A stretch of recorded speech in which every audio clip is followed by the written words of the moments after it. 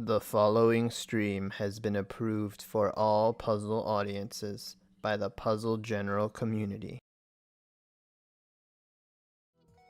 Welcome one, welcome all. We are down to our final match of the tournament. We are at grand finals. We've seen a lot of action today, and it all boils down to this.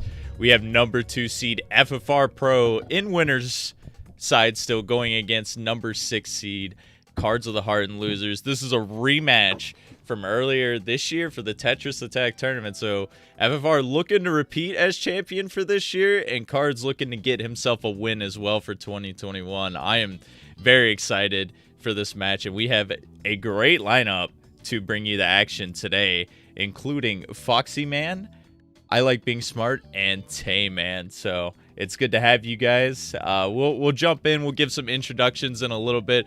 But as always, if you are unfamiliar with this game, we got a quick little video to show you to help you understand just a little bit better.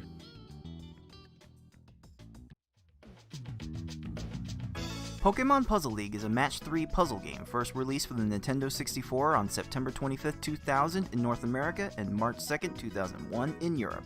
It was re-released on the Nintendo Wii Virtual Console in both regions in May 2008. It is a Match 3 puzzle game in that if you match at least 3 of the same panel either horizontally or vertically, the panels will disappear. To win, however, you need to do more than simply match 3 at a time. You need to make combos and chains to not only prevent your gradually rising stack from reaching the top of your playfield for a time, but also to send garbage blocks to your opponent to make their stack reach the top of their playfield. You make combos by matching more than 3 panels in a row at the same time. They don't keep your stack from rising for very long, but they do send small garbage blocks to your opponent that can prove to be very disruptive. You make chains by linking sets of 3 or more matches together.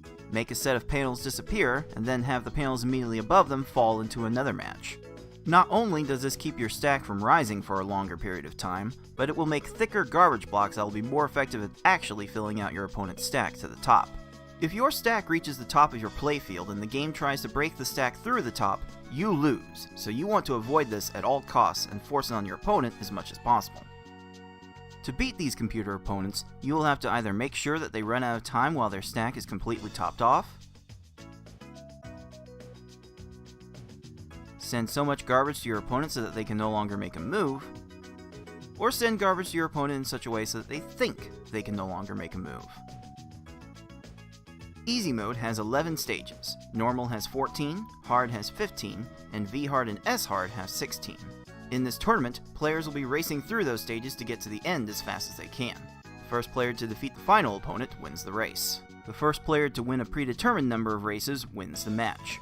Best of luck to all of our players.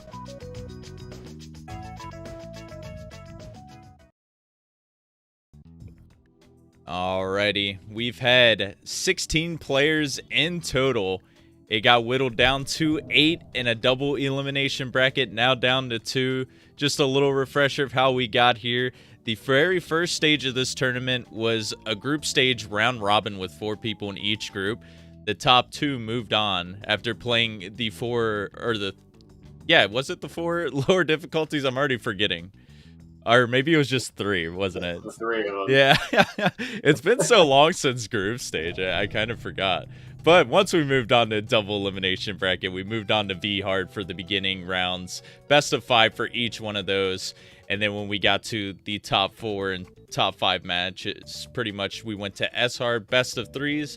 But now since we are in grand finals, it is a best of 5 with a little bit of an asterisk. Since FFR is the only person to not lose in double elimination, he will be starting with a 1-0 lead, which means FFR only has to win 2 races today, whereas Cards of the Heart has to win 3 in order to take this championship. There will be no reset like a traditional double elimination bracket, though. So once Cards wins that 3 or FFR wins that 2, that's it. That's the end of the tournament.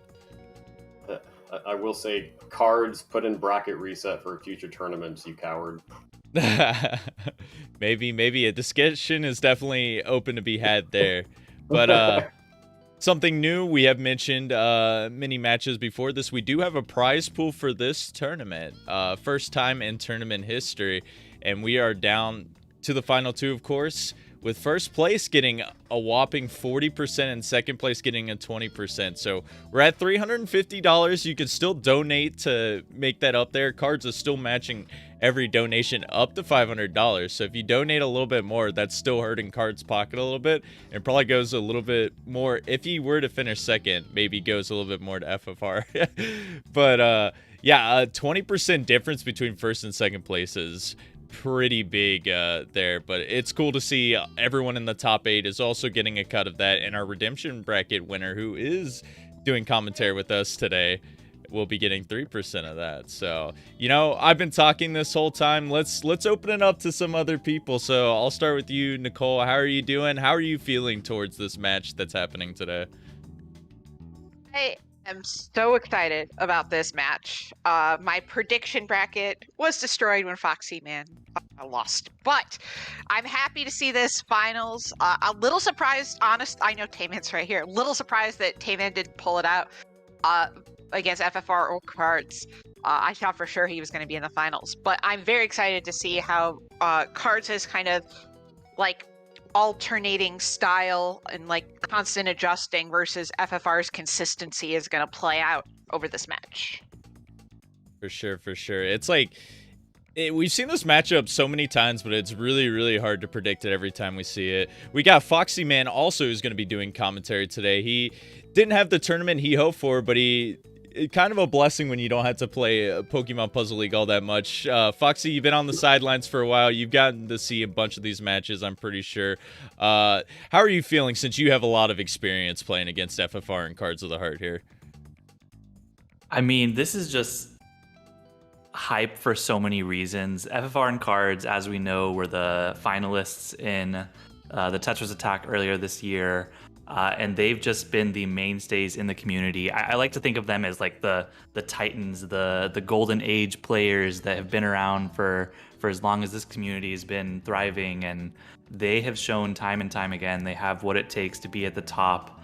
As far as like we have the stats up on the screen now, like it's all almost meaningless. They're just both amazing players that have the highest peaks, extremely consistent, maybe have off days and on days, but I know for sure we are going to see an exciting finals to what's been an incredible tournament, and I'm just looking forward to how it's going to play out, because I know there's going to be some crazy stuff that's about to happen the next couple hours. So I'm as hyped as anyone else. I'm sure this is going to be a good match.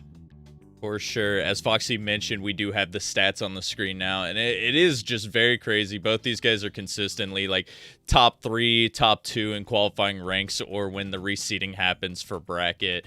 As you can see, world records on both sides for this game, and there are only 2 players who've won multiple tournaments. Tayman, as someone who has got eliminated by both of these players just fairly recently, like, what is the key to success for both of these guys? Because there is a fair bit of RNG, but there definitely is, like, I've noticed some slip-ups and some positive play from both players. Like, what do you think, just individual play styles?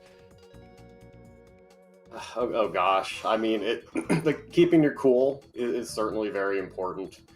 FFRPro might be a little bit more susceptible to that than Cards. Like sometimes your play is just fueled by that inner salt fire, and that can be very powerful at times, but you have to know how to channel it.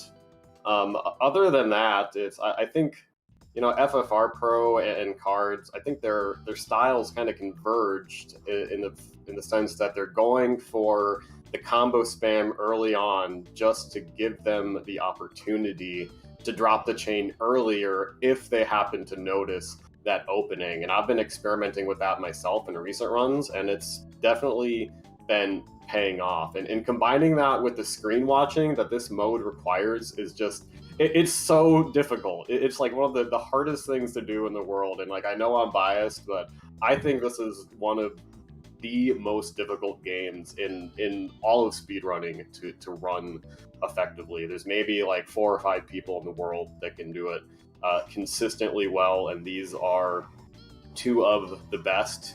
I don't really think we can draw many conclusions from the previous the previous S-Hard runs that these two have done. You know, Cards likes to say that he's definitely not winning because he's had some like mid-20 times, and that just goes to show you just how like on fire FFR Pro has done this year. But you gotta keep in mind that last year FFR Pro was knocked out in like loser semifinals or something like that. And with having even fewer S-Hard runs, like he put up a 21 and a 17 against me, and like it was really, and I got a 20 when he got his 17. So you can't, sometimes you just gotta ride the RNG and hope, and just play well. Just have as much fun as you can, because it is really fun, despite what I like to say. Well put, Tay. I do like the way you described that. Every run is unique in this game. You never know what's going to happen, and both of these runners are going to have to adapt and just pretty much watch what their AI is doing. Make sure your chaining game is on par, and maybe it'll be good enough to take the victory. Maybe it won't. But I think we pretty much said it all here. We're going to do one last thing for fun here, starting with Nicole. Who do you got winning this match? I just think FFR right now is on his game more than Cards. And I openly admit I am the biggest Cards of the Heart fangirl, okay? Fangirl, fanboy, fan person. I stan Cards hard. I just think FFR has the advantage here. So, but it's going to be a good match regardless. I would definitely agree there. All right, Foxy, who do you have? It feels weird to call this a controversial opinion, but I think Cards of the Heart is going to clutch this out. He may not have had the best luck in the TA tournament, in some recent tournaments, but if you look at his history, he finds a way. PPL 2017, TA 2018, PBC 2019. He finds a way to make it happen, and I think he's got what it takes today. So I'm calling Cards of the Heart in a 3-2 victory. All right. Already split. Tay, who do you have?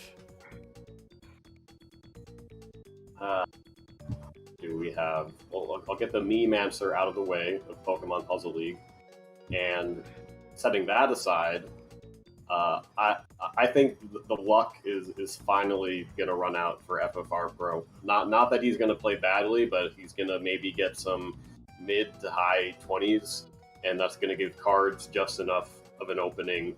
He's gonna clutch out some good times after being down on his luck for the past couple weeks in S-Hard. I think Card is gonna clutch us out in 5. I respect it. Well, to make things juicy, and it was kind of how I was leaning towards anyways, I've been sleeping on FFR for some odd reason during both of the tournaments this year, and every time I think he's gonna run out of steam or get upset, it has not happened ever since that 6 upset in the Tetris Attack tournament. So I don't know. I think it might be his time. He'll get that sweep in 2021. I'm going to give it to FFR in 5 games, and just to make it split 2-2 on the desk, to make it just as even as possible. So everyone in chat, there are, I believe, just a couple more minutes left to get your prediction. We'll leave those going into the first couple stages of this race too. But I believe we are pretty much done with this pre-information broadcast here. We're going to have 2 pairs of commentators with everyone on the desk right now. First up will be Tayman and Nicole. So we will let them take it away. Nicole, if you want to do the honors, feel free to. Winner's bracket and loser's bracket come together in a clash of the titans of the old school. The old school got here, baby. We got FFR Pro coming from winner's bracket. We got Cards of the Heart coming from loser's bracket. It's going to be a battle for the ages for PPL Tournament 2021. Let's go! And it starts right now. Right now. At this exact moment. I got caught up in my spiel. And Nicole, I heard that the WWE needs a replacement announcer. I have been saying "let's go" a lot lately, so I got caught up. I recently was at a concert and congratulating everyone, and I was just like, "Let's go, let's go, let's go." But indeed, we are going to start soon here in Grand Finals, and I am incredibly excited. And as we said, first Pokemon Ball does go to FFRPro, and this is just, I think, just to, because S hard is S hard, and yeah, we could go on forever, but it's S hard is a grind, so we want to just limit that. But this is the grand finals, so these players certainly are capable of doing 4 S hards in a row. That's the stamina that you need to get here. So that's not an issue, but, you know, for broadcasting's sake.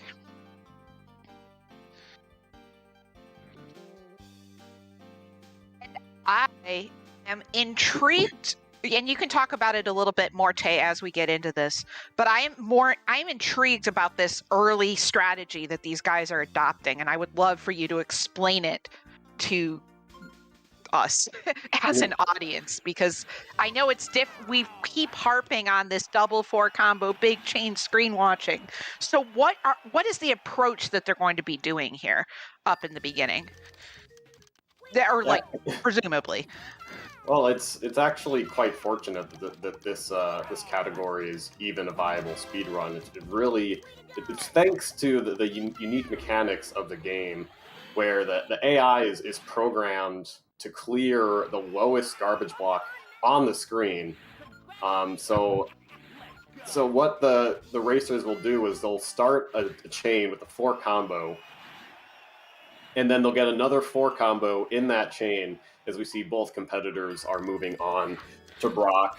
So they're going to do that double 4 combo setup. This will create 2 small side-by-side garbage blocks. They're going to try to time it such that one of them will fall to the bottom of the screen, ideally with only 1 or 2 lines below it.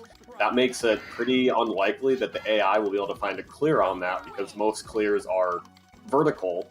They take 3 vertical lines. You can get horizontals, which is unfortunate, but it's much rarer.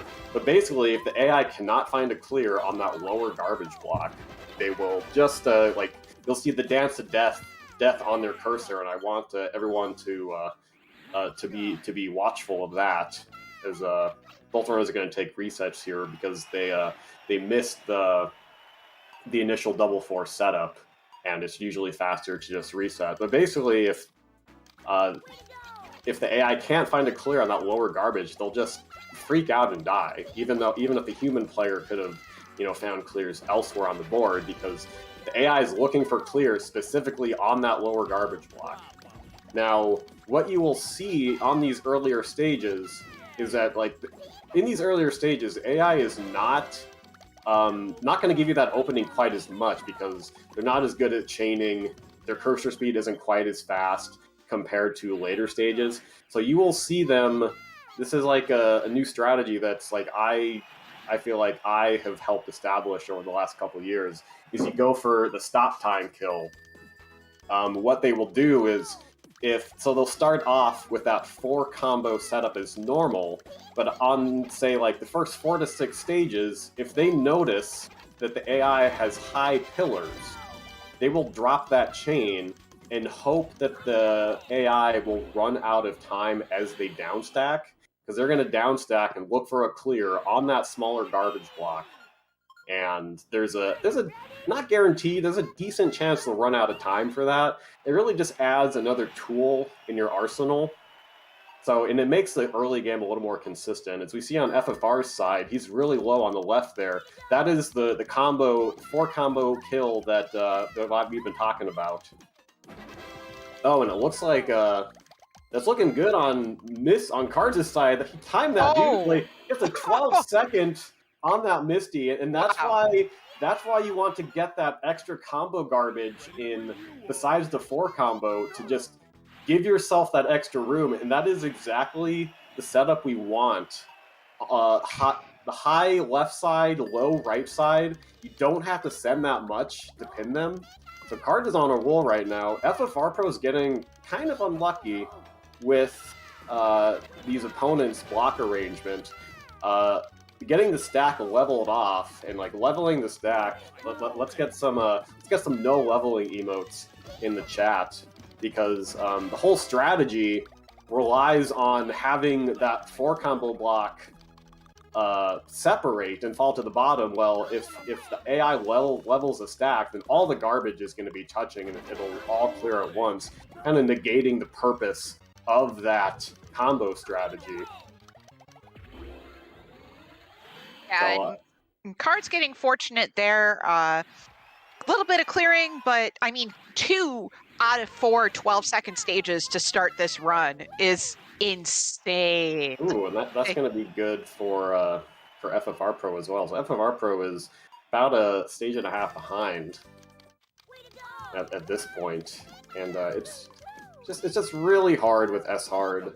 There is so much randomness. It's hard to say like who is exactly the better opponent, but that's part of the fun. Oh, and I don't know. Erica is super low, and Yeah, there's really nothing you can do there. yeah, and that's what we talk about with not sending enough. You always want to, if to the best of your ability, you want to send more rather than less, because you get into these spots where, you know, opponent raises their stack, they find something, you look over, you saw you were 1 line or 2 lines short, and you're like, Yeah, this I don't game, really. dude. It's like kind of your fault, but I don't think that was Cards' fault, because like Erica did not raise much before starting the chain. Right. Like Cards just didn't have enough time to send enough. But if you see that opening, you gotta drop your chain and just hope that you've done enough. right. So, Yeah, that can be a very frustrating position. And then that kind of just plays into, after you do the 2-4 combos, how many other combos do you want to include in your chain as you send it over? Because then you're leaving more blocks for them for second tier. But then with S-Hard, if you reset more, does that really matter anyway? So I'm leaning more towards more combo spam, because it does give you the opportunity to drop the chain earlier. And Right. the second tier only matters if they get a clear on the big garbage block, and a lot of times you're going to be resetting that anyway. right.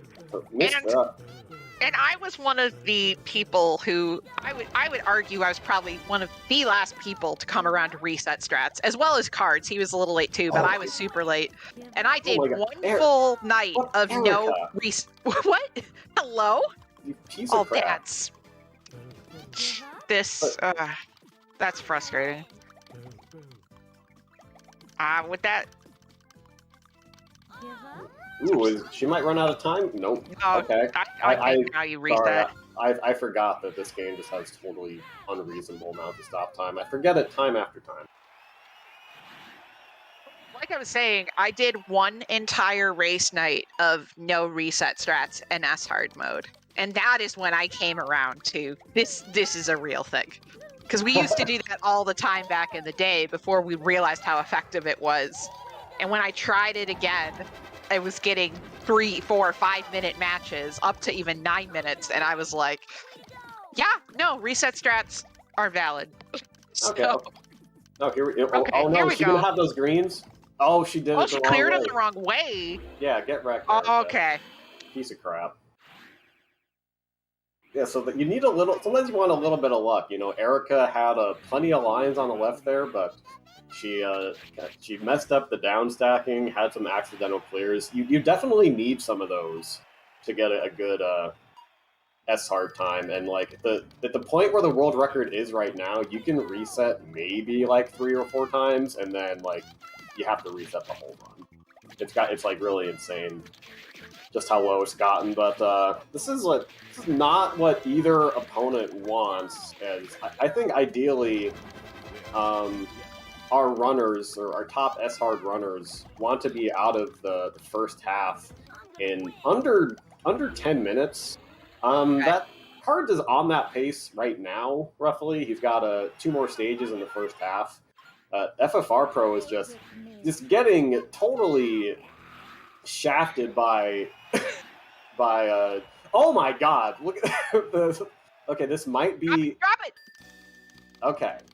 Okay, now we're good. Now we're good. Yeah, that's just dumb. Almost got the oh no, Cards dropped that chain there. But yeah, little bad luck so far. Really would have wished that they would have had this sort of luck against me, but that's a different it's a different conversation.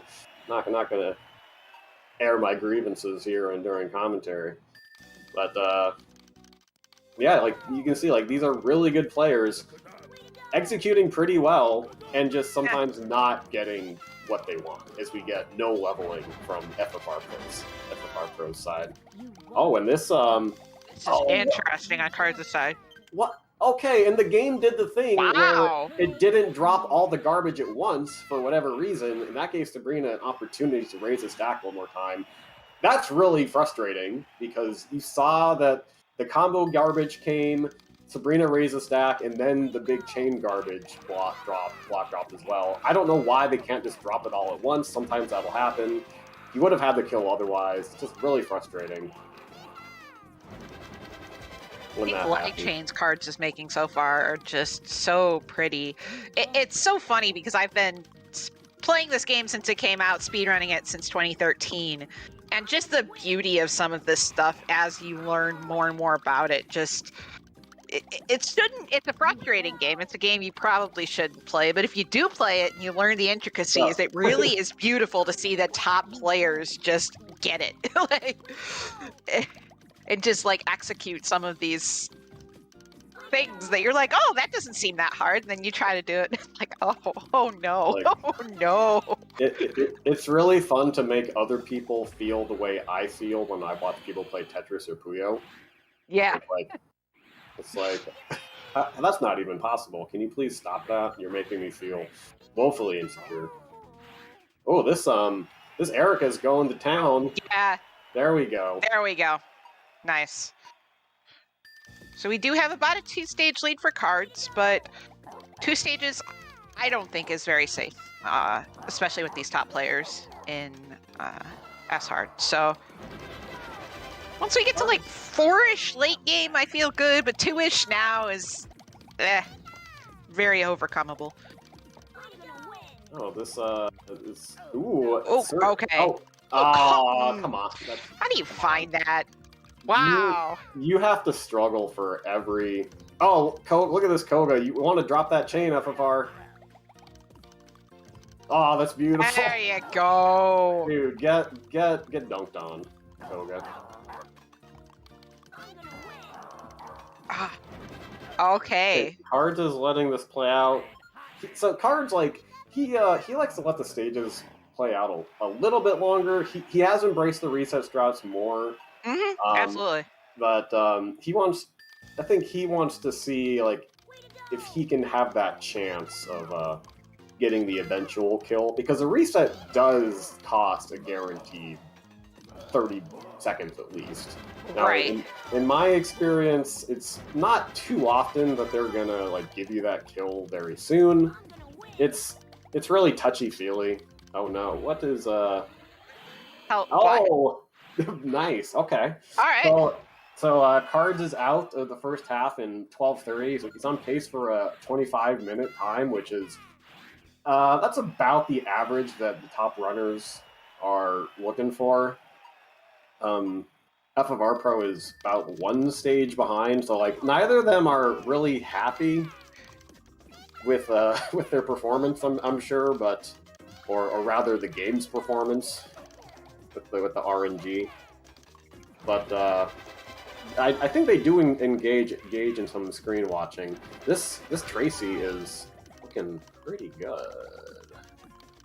Yeah. Oh no! Just stop! Just stop moving things. You're done. You're done. Just stop. Oh my god. Oh, FFRPro didn't send the double 4 for but Blaine just giving him the total gift, not knowing how to down stack that at all.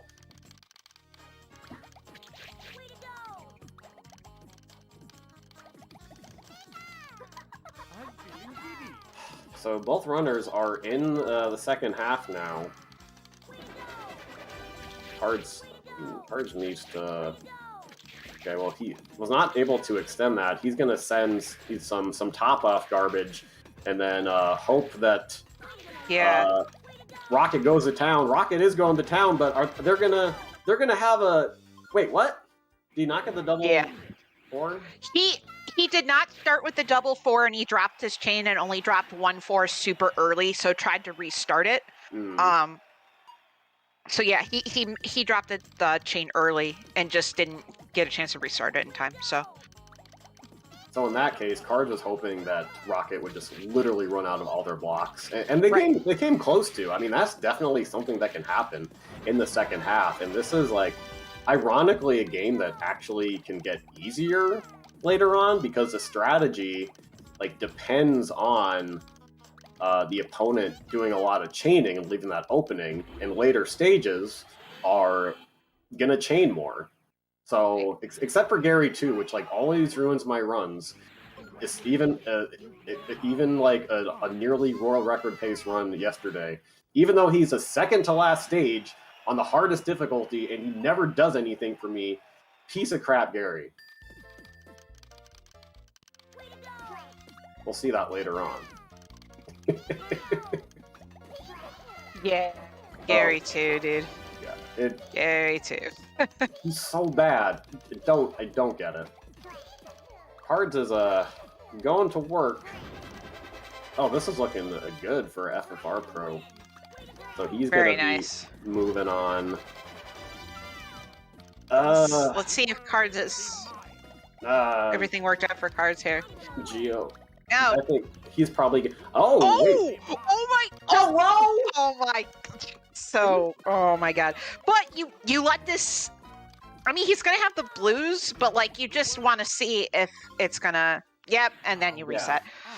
So because it's possible that he doesn't find it, but most likely he does. But you just wanna make sure. Yeah. And both of these players are fantastic at screen watching, so it's it's obviously Cards is looking over and seeing, that that's going to happen or not happen. And it's just as you climb in skill level, that part is it's so crucial, but it's so difficult. Because, and especially like how Cards was doing and extending his chain there too. You have to extend it. Yeah, this Giovanni. Okay. So Cards has basically killed Geo twice. Yeah. He's got the setup twice, but he's just like, you know what? I'm just gonna get the worst block arrangement possible for you. Really annoying. But here's the funny thing about Geo and Rocket, that at least anecdotally, they tend to clear a lot of combo garbage off of, like, they tend to line up as much off of the garbage as possible, where we've seen, I think yesterday Rocket did a 15 combo off the garbage, and that's basically going to run them out of blocks. Right. So you might let Geo and Rocket play out a bit, but the thing with the attack Cards sent was that it was like the biggest block possible, and you're gonna waste a lot of time just waiting for that to clear, and just like this, FFRPro is gonna tie it up, and this is really what you're hoping for if you are in an S-hard race, is that you just hope that your opponent gets these big troll stages. It can really help keeping the game. Oh no, Cards is got the double 4, but couldn't continue the chain there. He's going to try to get some follow-up here as much as he can, but... Ooh, this, Oh, this is going to be close. This is going to be Drop close. it! Oh, look at that! We got the fist pump. Let's go! Dude, this tournament... Cards with the awareness. Wow, that's so cool. Dude, oops, Oh! all singles on that one. It's so good! Okay, yeah. God, FFRPro is just not getting much cooperation from these opponents.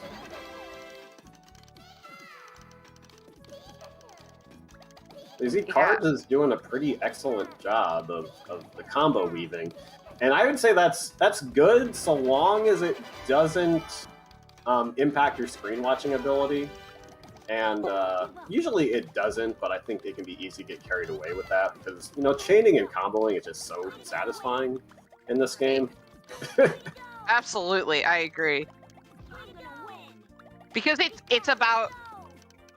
because usually, at least this Okay. mid-tier like me, I can find the double 4 to start, but then trying to find those other combos as everything's falling in the moment is really hard unless you're just in marathon mode and you grind out trying to find combos and setups and patterns and whatnot. But that's just there's so many skills in this game to learn if you want to be top tier. It's just every time I talk about it, it's just I think of another thing that you need to figure out. Oh, really good. Nice timing. work, Cards. So Card is going on to waifu, which is not the best waifu. They're all bad in this game. As another runner, Ty likes to say, # not my waifu. Not my waifu. And FFR being one line short there and just a little unfortunate. We'll see if... Nah, I think... Well, drop. No second tier, no second tier. Oh my god. Dude, look at that time. Oh Okay. my god. All right, Cards, after getting trolled a little bit on Rocket, getting 2 quick kills on Richie and Lorelei, on pace for about assuming not too many shenanigans, which is never a guarantee, on pace for about a 23 to 25 minute run.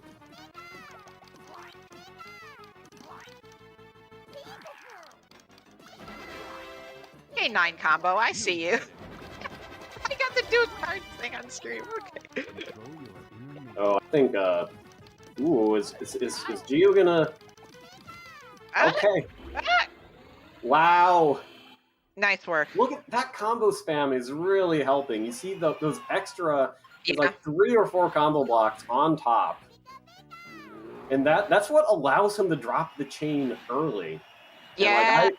And I used to think that it was better to start your chain a little later to give them extra time to get something going. But I think I'm seeing, and I've been having some success with this as well, that Card is going to want to drop that.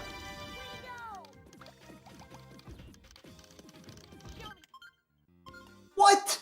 Excuse me, game? You're just not going to drop that garbage? Okay.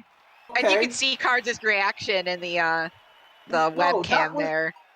That's totally understandable. Like, the game had so much time to drop that 4 combo.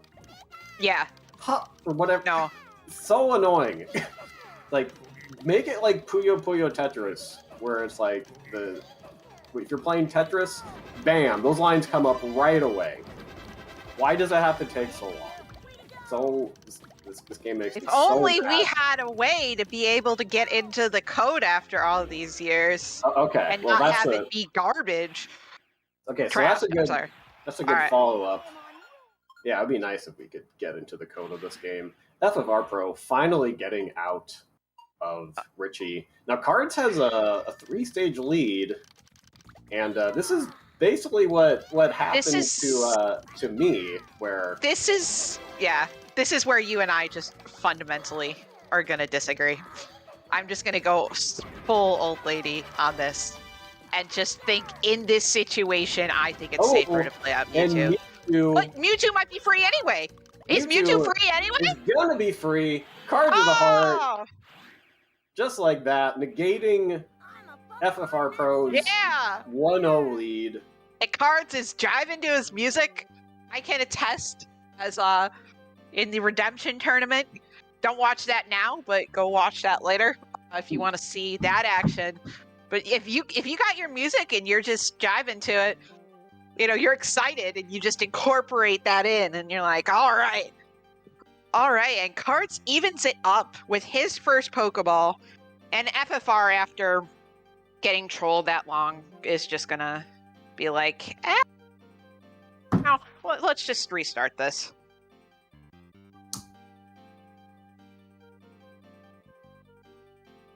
It feels pretty bad to get trolled as much as you do. When, FFRPro just got some pretty bad luck. Maybe he could have kept some chains going a little longer. and to get those openings, but I didn't see the AI doing very much on his side. Yeah. So because Cards took that first game, Smart and I will be staying on for one more game, and then we're going to be tossing it over to Baby Forgy and Foxy. So you get to hear the Chicago Ramen tag team for one more game. Yes, this is true. Shout out to Tay and I hang out and get ramen when he's in town. And now that I actually get weekends off now, we actually can do that. So our sponsor that I've been trying to acquire for 5 years is just gonna fall through now. And you know what? That's fine. And we can keep memeing about it being a sponsor. I don't mind. I totally don't mind. I've been in my new job for almost 5 months now. I can get some mental separation there, and we're okay. We're okay.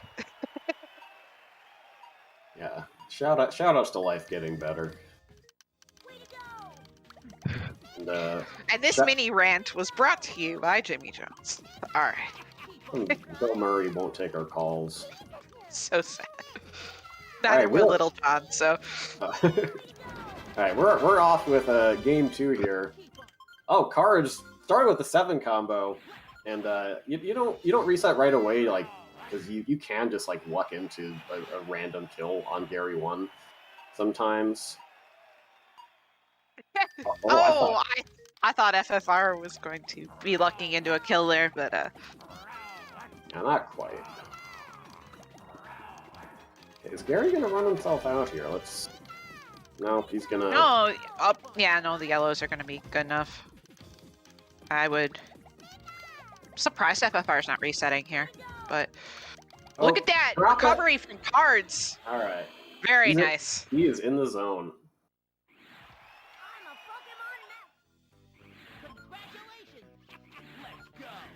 And if you're in a race setting, obviously you want to beat Gary 1 right away. But if you only have to get 1 reset to get out, when you're in a race, you'll take it.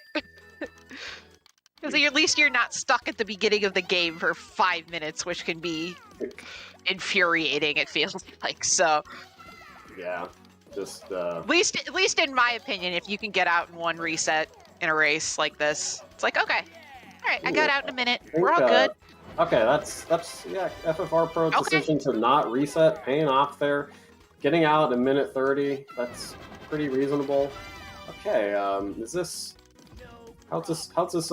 Brock looking? Okay, he's just gonna level everything like a butt. That's not allowed. So Cards is gonna see if Brock will mess up the down stack here. You never know. Yeah, that's gonna be reset.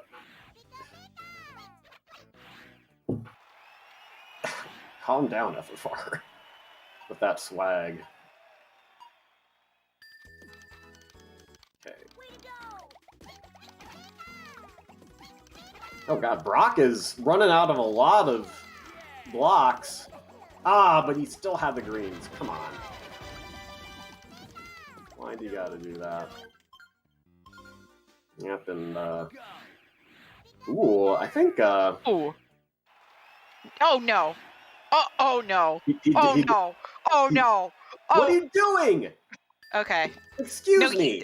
Okay, this is the problem. You still have to play this out. He's gonna run out. Okay, he didn't see second tier.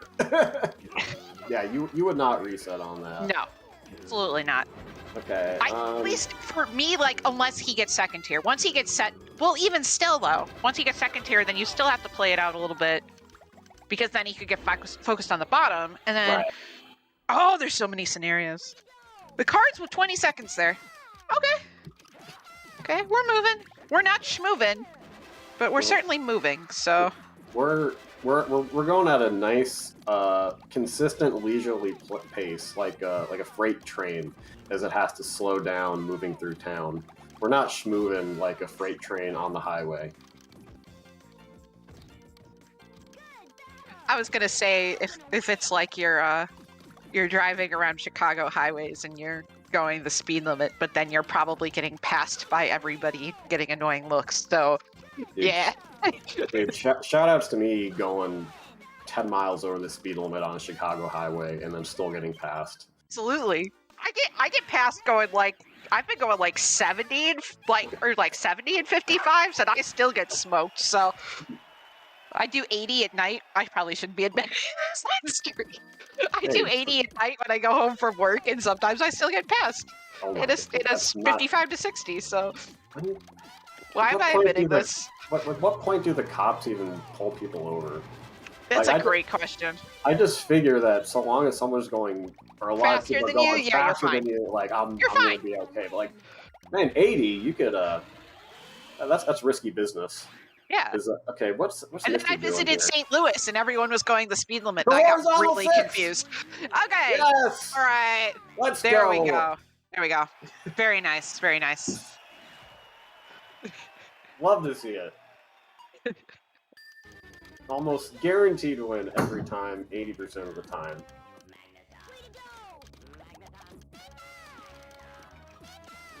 Please don't find me Chicago cops or suburbia cops. Okay. They're Right. too Back busy. to the video game now that I've gone on my tangent. All right. Oh We're not getting no! the double four to drop first. No, if you start. So how does that work with the 6 dropping before the double fours? Does that mean FFR didn't got the 6 combo first, or is it just like a weird switch thing sometimes? I think it means he didn't get the 4 combo first. Okay, gotcha. Or he just might not have got the 4 combo. So, Cards moving on to Erica right under 6 minutes. Pretty good pace so far. You see, these combo strategies are really paying off. So FFRPro dropped that chain early. Oh, that should... What? Hello? Is that gonna work? Oh, it worked? Well, All right. Surge had a clear, like, right by the double 4, but sometimes that just works, and we'll take it. Yeah, And, and that's called, we take those. Also on Cards' side there, that's another one of those we take those moments. And if any car dealerships want to buy our catchphrase from us, we'll take those. As in, We'll take those as well. We'll take those used cars. We'll take those Pintos too if you got them. We'll take those. You know, get in touch with us. We'll talk about the rights to that phrase. Oh, this Oh, Erica trying to swap with the garbage block and just can't. That's not allowed, game. What are you doing? Wow. And that's looking. And Cards looks great as well. Okay.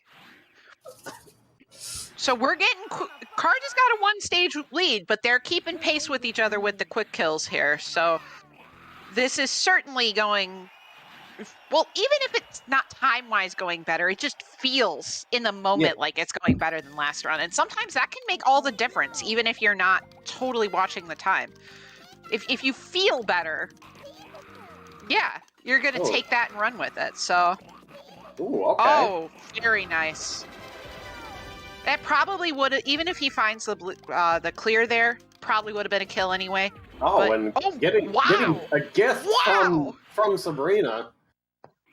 Wow. We are getting a clinic right now on how to do these quick kills in S-Hard from 2 of the best players in the game. Wow, we've had so many in a row. It's a clinic of good skill and good luck is what it comes down to. A lot of these, we'll take them. We'll take them.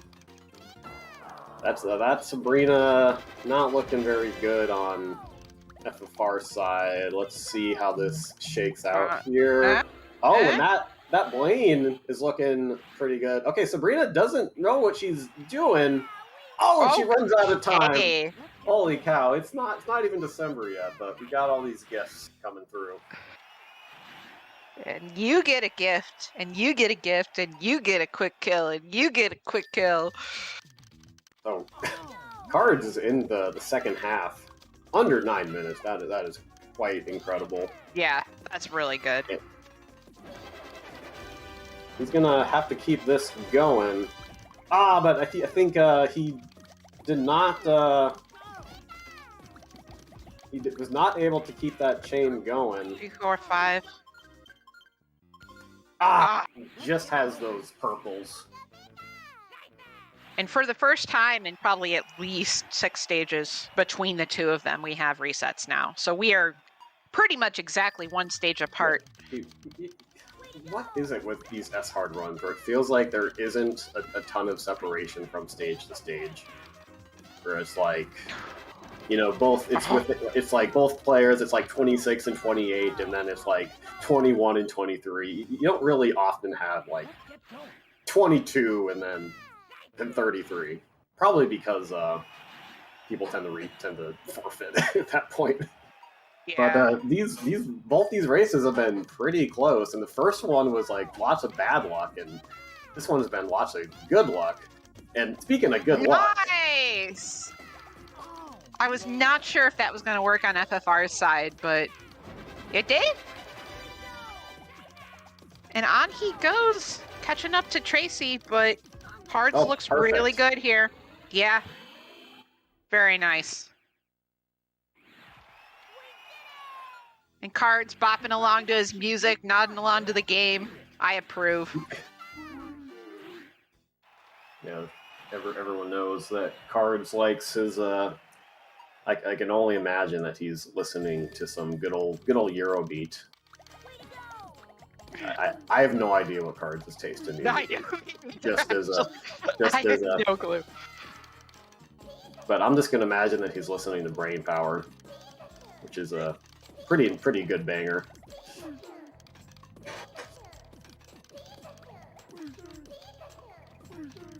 FFRPro's Tracy going up the second tier. That's not allowed. Ooh, but this is looking pretty good for Cards. He's going to the mystery chain. But those greens are gonna be there. The tricky strats pay off. Let us see. Oh no, the blues. No. Yeah. Okay. No. What is stop time? Okay. Forky strats. Why do you gotta have the horizontal clear? Now you just gotta go.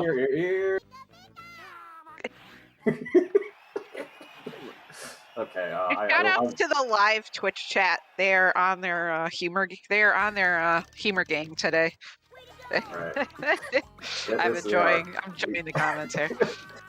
Yeah, shout outs to a big crowd for the grand finals here. Yeah, we do. We have quite the crowd today, and thank you so much all for joining us this afternoon Rocket, for some Pokemon Puzzle League. Okay, Rocket, are we gonna do something? Anything? Okay, that looks promising.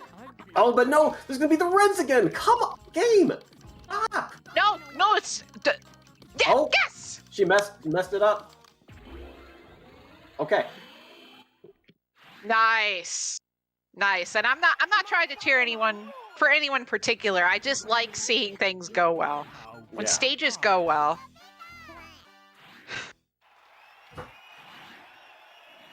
Dare I say I like successful stages?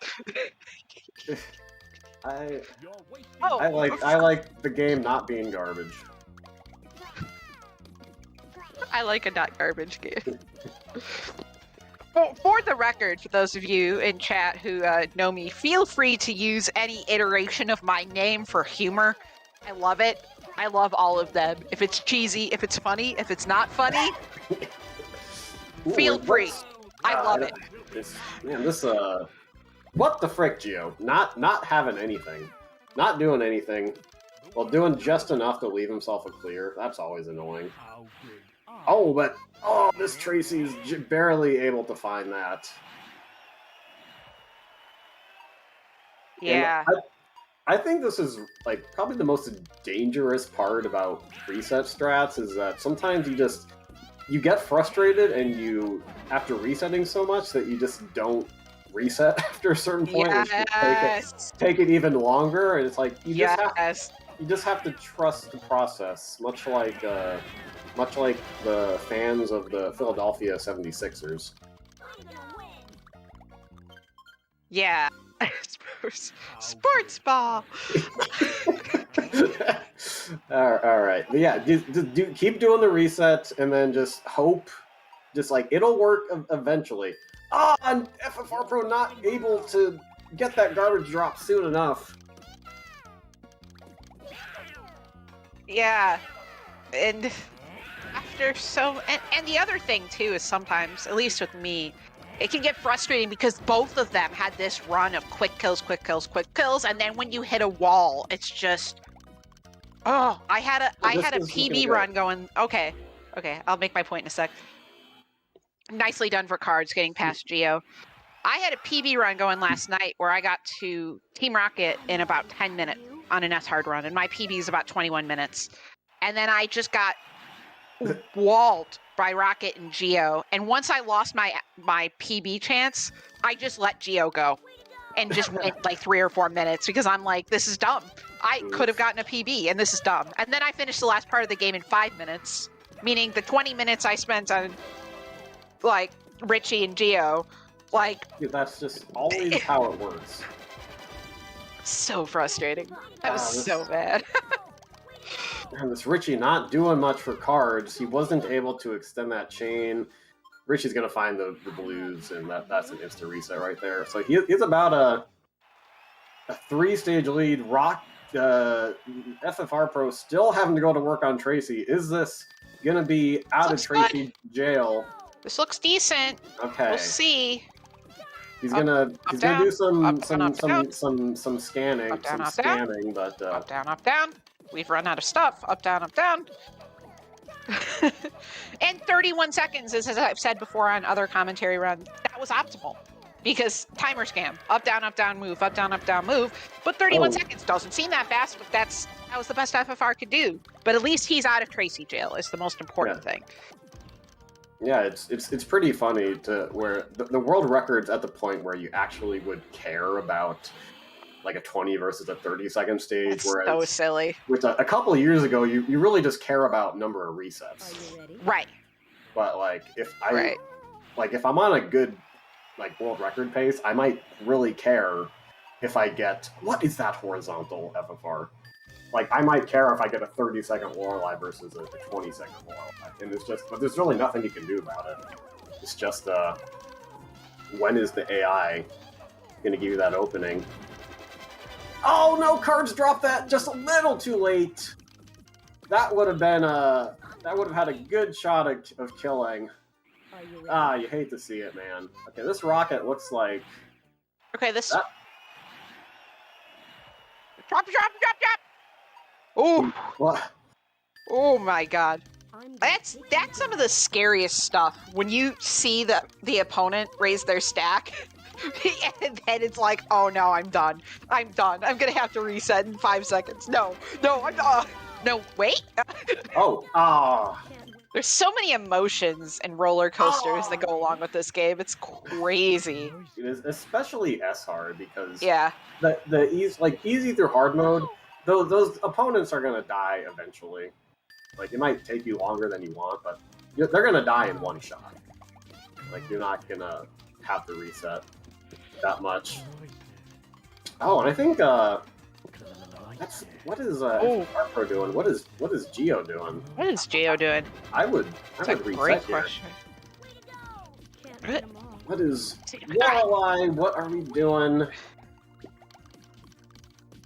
Oh, but okay, yeah, she's gonna bring that green over and not be able to get it across. Cards is about the same pace as before. Okay. My cat is here. Do you have any thoughts on the match? No, she ran away. Okay. I tried. Can't handle the pressure of commentating this game to 30 people. Yeah. Oh, this is looking good on FFRPro's side. Nice. Yeah, that's gonna be a reset for Cards. He's not able to get the attack that he wanted. So FFRPro staying in it.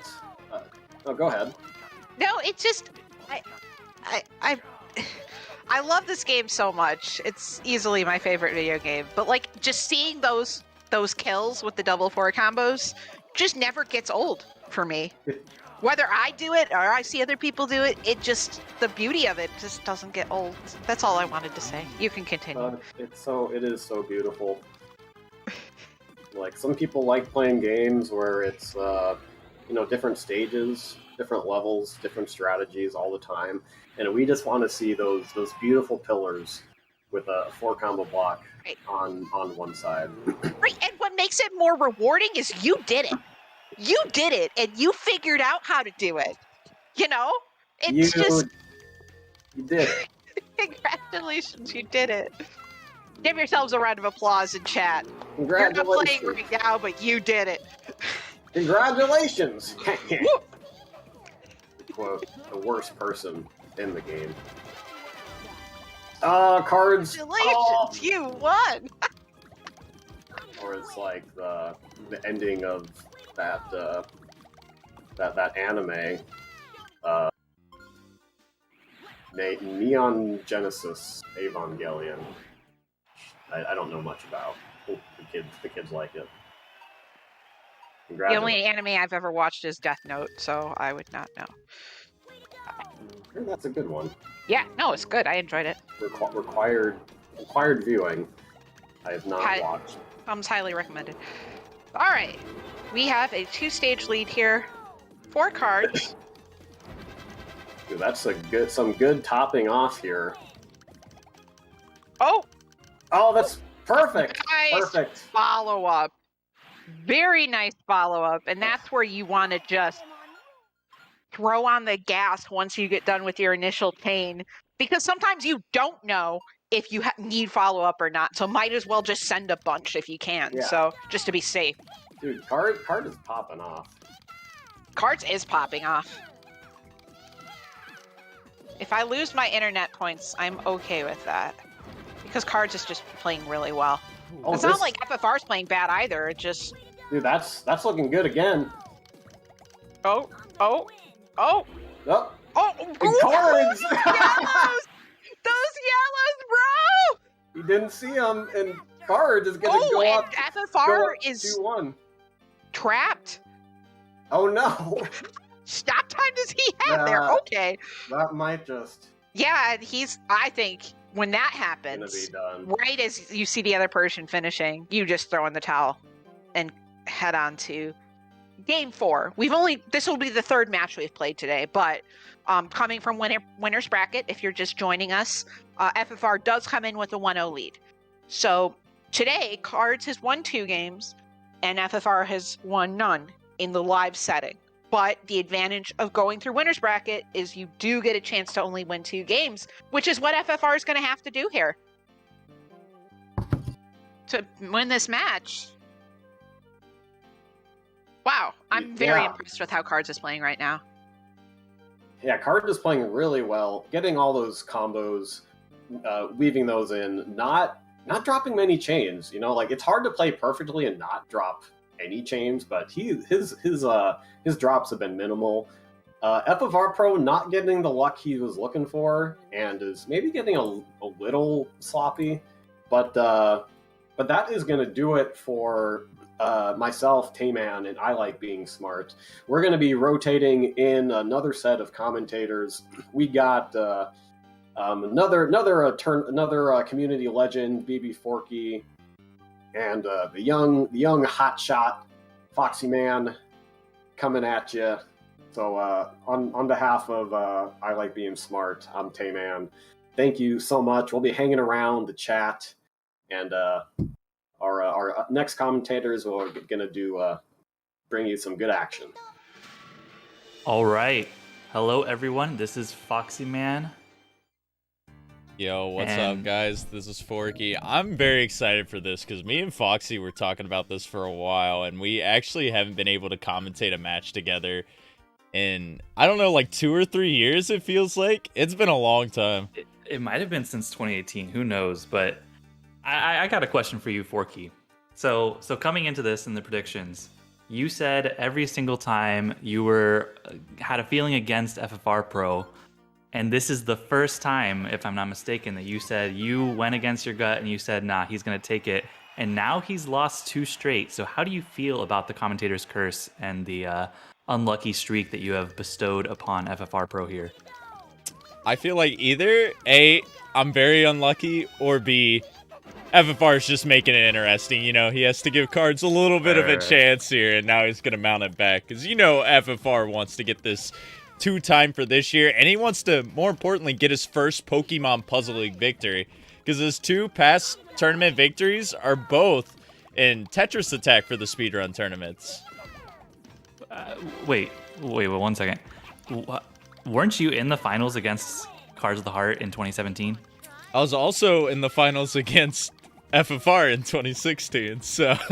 Oh, okay. No, I thought you were saying that Cards hasn't won in Pokemon Puzzle League yet. Oh, no. FFR hasn't won in Puzzle League. Sorry if I did mix that up.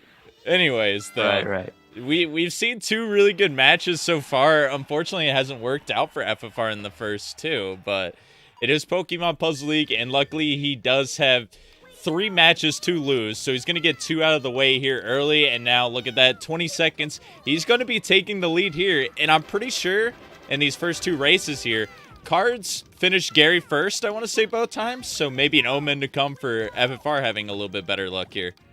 Yeah, I do believe this is FFR's first lead in the entire series of races so far, so let's see if he can work with that and really try to keep it up, maybe get that 1-stage lead, turn into 2-stage lead, and just kind of get that confidence moving forward that he desperately needs in order to keep this close and not let Cards run away with 3-0 wins back-to-back. I wish I did more research on this matchup because it is by far the most storied rivalry we've had, at least consistent from year to year. I can't say for sure because I know FFR's kind of had some 5th place outlier finishes at some tournaments, but if they have not played each other during every speedrun tournament, it's got to be like only they haven't played 1 or 2 times. Yeah, so one stat I do believe is true is that despite the 5th place finish in the PPL 2020 tournament by FFR Pro, I believe he did have the best race average in S-Hard, averaging around a 24-minute time or so. And of course, part of that did come on the heels of a world record run during a race versus Tayman. But he really did play out of his mind in that tournament. But he faced 2 really good players in Tayman and some other people. So, you know, anything can happen. But we have seen, even when he hasn't gotten the results he's looking for, that FFR Pro plays at the highest level, but unfortunately we just have not quite seen what we're used to today from FFR Pro. And like, you can say some of it is luck, although I do feel like whenever I look over and see one of the players make a small mistake here, maybe drop a little too late, drop a little too early, I do feel like I've been seeing FFR making just a little bit more mistakes, and that seems to have been the difference so far. But that's a beautiful opening right there on Brock. And so FFR will be taking this to a 2-stage lead. Meanwhile, Cards is 3 minutes, 40 seconds in and still on Gary. That is not looking good for him and not one he wants to see whatsoever. Yeah, it's always been an interesting case when it comes to FFR Pro. The king of cursor speed himself, dubbed, always been a master at the spa service category, having run it at GDQ and holding the world record for several years. When it comes to tournaments, I think mostly he's his own worst enemy, because I know he's probably struggled with dealing with emotions in the past, and I've noticed his big thing has been overcoming that in the past 2 years. I know you mentioned, like, last year Pokemon Puzzle League, he was averaging the fastest times, and if you look at both of his tournaments this year, when the seedings for final bracket were determined by your fastest average times during group stage, FFR got the #1 overall seed in Tetris Attack, ended up winning the tournament, and got #2 in this and is in the grand final. So it's like, when it comes to performing on the live stage, he is definitely one of the best, and that's why I can't count him out to maybe make this reverse sweep, I guess you could call it, even though that first game was like already locked in. Yeah, and this is like normally these players want to be done with 4 stages to keep about a 20-minute pace in S hard, whereas it's 5 minutes into the race and Cards is still on Gary 1. Might as well have just started now. So he's got to find an answer to something to bring this around. Fortunately for him, FFR Pro a little slow as well. So FFR Pro is going to want to capitalize here, but this is extremely uncharacteristic from both of these players so far. And maybe it's some nerves, maybe it's being a little tired and just kind of wired up from the races so far, but we're going to have to see something else. And as I say that, Cards gets the kill on Gary 1. He is out of this jail, but as soon as that happens, it looks like FFR is going to clean up Misty here and keep that 2-stage lead going. Yeah, it's a classic feel in Puzzle League, especially on Gary 1. I just remember doing attempts all the time, and for some reason, like, the first couple runs would always go well, and then all of a sudden, I just have a Gary troll, and I end up resetting on him for, like, 10 to 15 minutes. It gets really demoralizing, and sometimes you just don't even want to continue anymore. But luckily for Cards, he wasn't behind by too much since FFR's had a sluggish start here, too. So hopefully he can get a little bit of momentum going as he's building up a pretty big chain here. Maybe extend this out to a mystery. You'll love to see it. This, I don't know, this is going to be tough. Depends on these reds here, and yeah, the AI will get those reds. But yeah, the way I typically approach PPL S hard in these race settings is I want to get done with Gary and Brock as soon as possible, because I feel like those are the stages that I just kind of like my demon with V hard, which I saw during this tournament. Those are the stages I just don't have a good answer to. Sometimes it just works, and other times they take way too long, and I don't know what I'm doing wrong. But yeah, like, kind of once you get to Misty, the AI is better at chaining out longer, and if you're playing well, you can find that opening eventually. And we're seeing that maybe from FFR here, although he lets Surge raise back up a little bit. But Surge going back down, this might be good, although there's still definitely opportunities for Surge to troll here. I would say, like, the first 8 stages in general are just like a weird spot. At least for someone like me, I'm sure others can attest to it too. I have the most inconsistent times here at the beginning, and that's what seems to be dealing with the players right now. Like, once you get past, or just further in the run in general, as the AI is just getting more and more fast, I feel like there's more windows of opportunity to attack, and if you maybe don't send a chain early enough, you might be able to send it later on. Cards, nice 18-second kill on his side, by the way, so he's trying to make up time a little bit here. But yeah, it's definitely lucky for Cards that FFR continues to have some struggles on his own, even though Cards has been kind of so far behind. But this is just a 1-stage lead, and as we've seen time and time and time again, anything can happen in these games, especially in S-hard mode, especially when these players, when they're playing well, you could have 4 stages go by in a matter of 3 minutes. And both of these players are more than capable of doing that. So really, there's no number of stages that is safe, and we'll say that over and over again, but I really hope we see a big comeback somewhere here where one player has a big lead, maybe FFR gains the lead, and Cards kind of zooms right back and makes it competitive. We would be no stranger to seeing that. We've had several, like, 5 to 6 stage comebacks in previous tournaments. It is just crazy to me how close.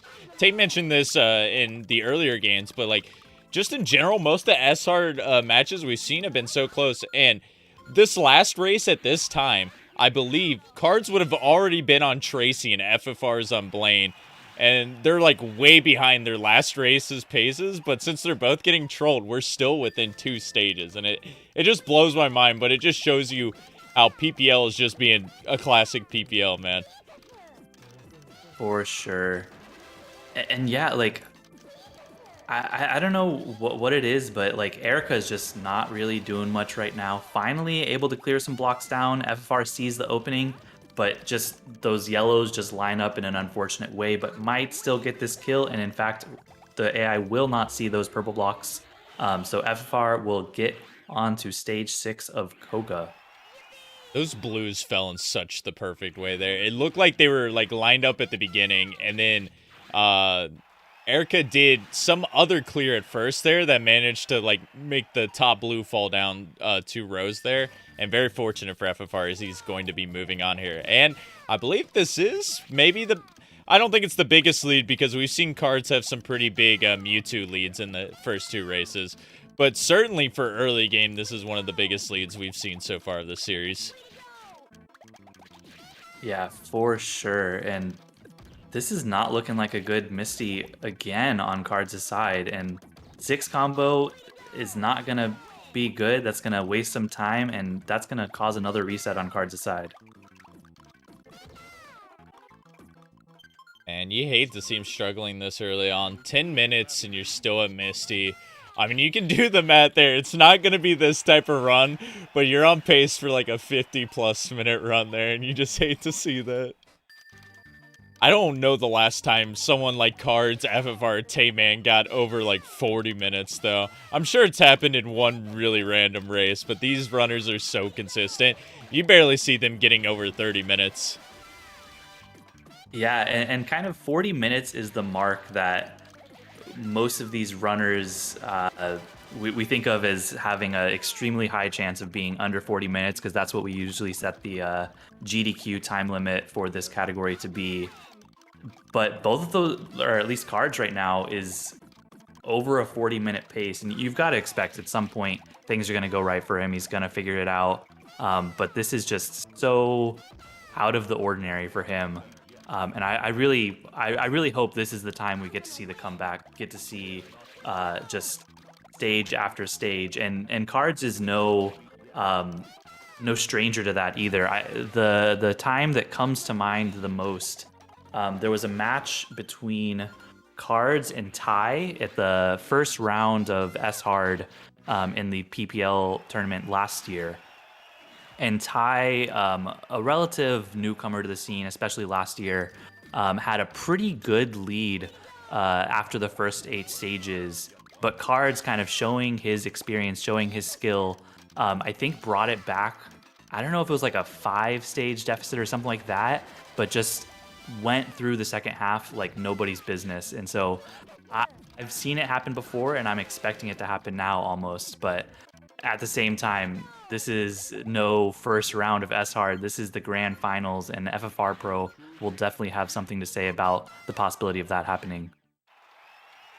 I'm glad Cards has still been in a good headspace, it seems, though. I've seen him bobbing his head, vibing to his music in between stages here, and he's been showing a lot of swag, like, just in general in this tournament, like, the amount of, like, lag chains he's been doing, and I believe that was just a frame-perfect swap as I was talking about that, too. So, Cards, he's definitely feeling it, and it's good to keep that headspace, especially when you're having a struggling run like this. For sure. Yeah, one thing I was curious about, so as I alluded to earlier, you and Cards faced off in the PPL 2017 finals. How do you think Pokemon Puzzle League has changed in the last, I guess, 4 years now? What do you think has been different, despite the fact that we're seeing Cards and FFRPro have been kind of mainstays in the scene for so long? What has changed in all this time? I mean, there's probably just two big things that are the main difference from this and like several years back. And it's just one, the basic one, the players have gotten better. These guys, especially these two, they've participated in every tournament up until this point. And so just in general, their chaining's more consistent. You know, they're implementing more combos, especially these guys. Like, Cards and FFR are combo machines when it comes to this category. And then the other thing I would say is just, you know, perspective from new runners and just like not too many game-breaking strats, but different ways to approach the fights. Like, shout-outs to Tay and everything he's done for the S-Hard runs. Like, him implementing new ideas of when to drop garbage and how to time it. I think Cards and FFR are both taking notes from that. And so, yeah, a combination of just the players getting better and a little bit of new strats. And it's definitely shown just by the average times, because we didn't have a single sub 20 in tournament during 2017. And I think the average of most players were still like high 20s or even in 30 minutes. I mean, I think the Game 5 of Grand Finals for that tournament, the winning time was 34 minutes, I want to say. It was like a doozy. Yeah, and if I recall, that one also came down to a long Mewtwo on both sides and had an epic finish. Whereas you have players, like you said, like Tayman, who are pushing even against the idea of having a long Mewtwo by implementing resets on Mewtwo. So a lot really has changed, although some varying degrees of how much people want to go into those changes or stick to their old guns. But yeah, I agree. I think that's what's the beautiful thing about this game. And shoutouts really quick to Cards, finally getting past Surge there. It's just the first 4 stages have not been kind to him at all.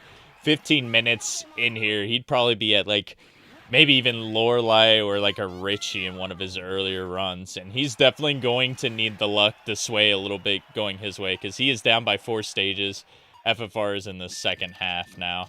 But what I was saying was I just love this game in general because there's no really correct way of how to approach this category. There are definitely like highly recommended ways, but not everything works all the time. And I love seeing the creativity from the players and how they like send their garbage or time their drops and just like all the different kinds of kills that they can get. And what is what's going on Card's screen with Erica there? Erica was just doing some crazy swaps. yeah, definitely some weird configurations on both sides. FFR dropped the garbage on Tracy's side when Tracy was at the exact top of the screen. So definitely getting about the worst luck you could hope for in the way this drops. And yet again, FFR maybe dropped that a little bit early, and Tracy's actually, what is Tracy doing? What is happening here? Okay, finally sees the blues, but that's just a little bit of an early drop on FFRPro side, and Tracy's gonna make him pay for it. And things have just not been going right for Cards right now. I'm glad he got these first 2 races though, with both of his times being sub 23 minutes. He definitely, like, this game, he could still easily make this comeback, especially with FFR's run not being too good either. But in the case that things don't get better and he ends up losing it, at least he had, you know, those first 2 races here, he can be calm and collect himself for the next one. But I definitely won't count it out here. Especially, I think he's going to get this kill. The yellow's delayed a little bit. Okay, the blues are going to fall no. early, okay. though. Oof. But FFR striking at the same time, so he's not going to let Cards make up that many stages. And this is where it's going to get scary, though, because Cards still in this first state territory. I'm sure he's going to have less trouble here with Koga onward. But this is probably where FFR is going to shine, because I feel like once you hit Rocket most of the time is going to do a big chain here at the beginning. And if Rocket drops it, you can either drop it as well if you're feeling confident with it, or you just wait for Rocket to do another chain here. But it looks like Rocket's building up something big. Maybe dropped a little prematurely. Maybe could have waited a little bit and let Rocket clear down a little bit more. The yellows are a possibility if Rocket will find... Oh, actually the reds. What do you know? But yeah, that's a little unfortunate. Just a little off on FFRPro side. But Cards just struggling on Koga. This is a completely different game. Like, I know we've said this over and over again, but this is a completely different game than the first 2 matches. Of neither of these players are kind of hitting what they usually hit, and it's one of those things. It starts with some unfortunate luck, and then you get maybe a little tilted. You drop combos and chains early, but I mean, the exciting thing is both players are still very much in this. 4 stages, again, as we've said many times, it's definitely not insurmountable. But FFR gonna make it 5 stages. Oh nope, just kidding. Cards is also gonna finish at the same time. What am I saying? They're back on that sync right now, and I was actually a little worried for FFR because on that first reset of Rocket there, he could have elected to play it out a little bit longer because he had another set of 4 combos that were at the very top of his chain garbage block. But it turns out the reset was just perfect for him because it was a very quick, like barely over 20-second kill. And now he's still keeping this 4-stage lead on Geo, but unfortunately could not find the follow-up here. And now he's just going to resort to combo spam, but I'm sure we might see a reset here from FFR soon. Unless somehow Geo gets rid of all of his panels. I don't know, there's 2 4 combo garbage blocks here, though. The purples have me worried. Yeah, and then there's some other purples, maybe some reds. Yeah, it's not going to work this time.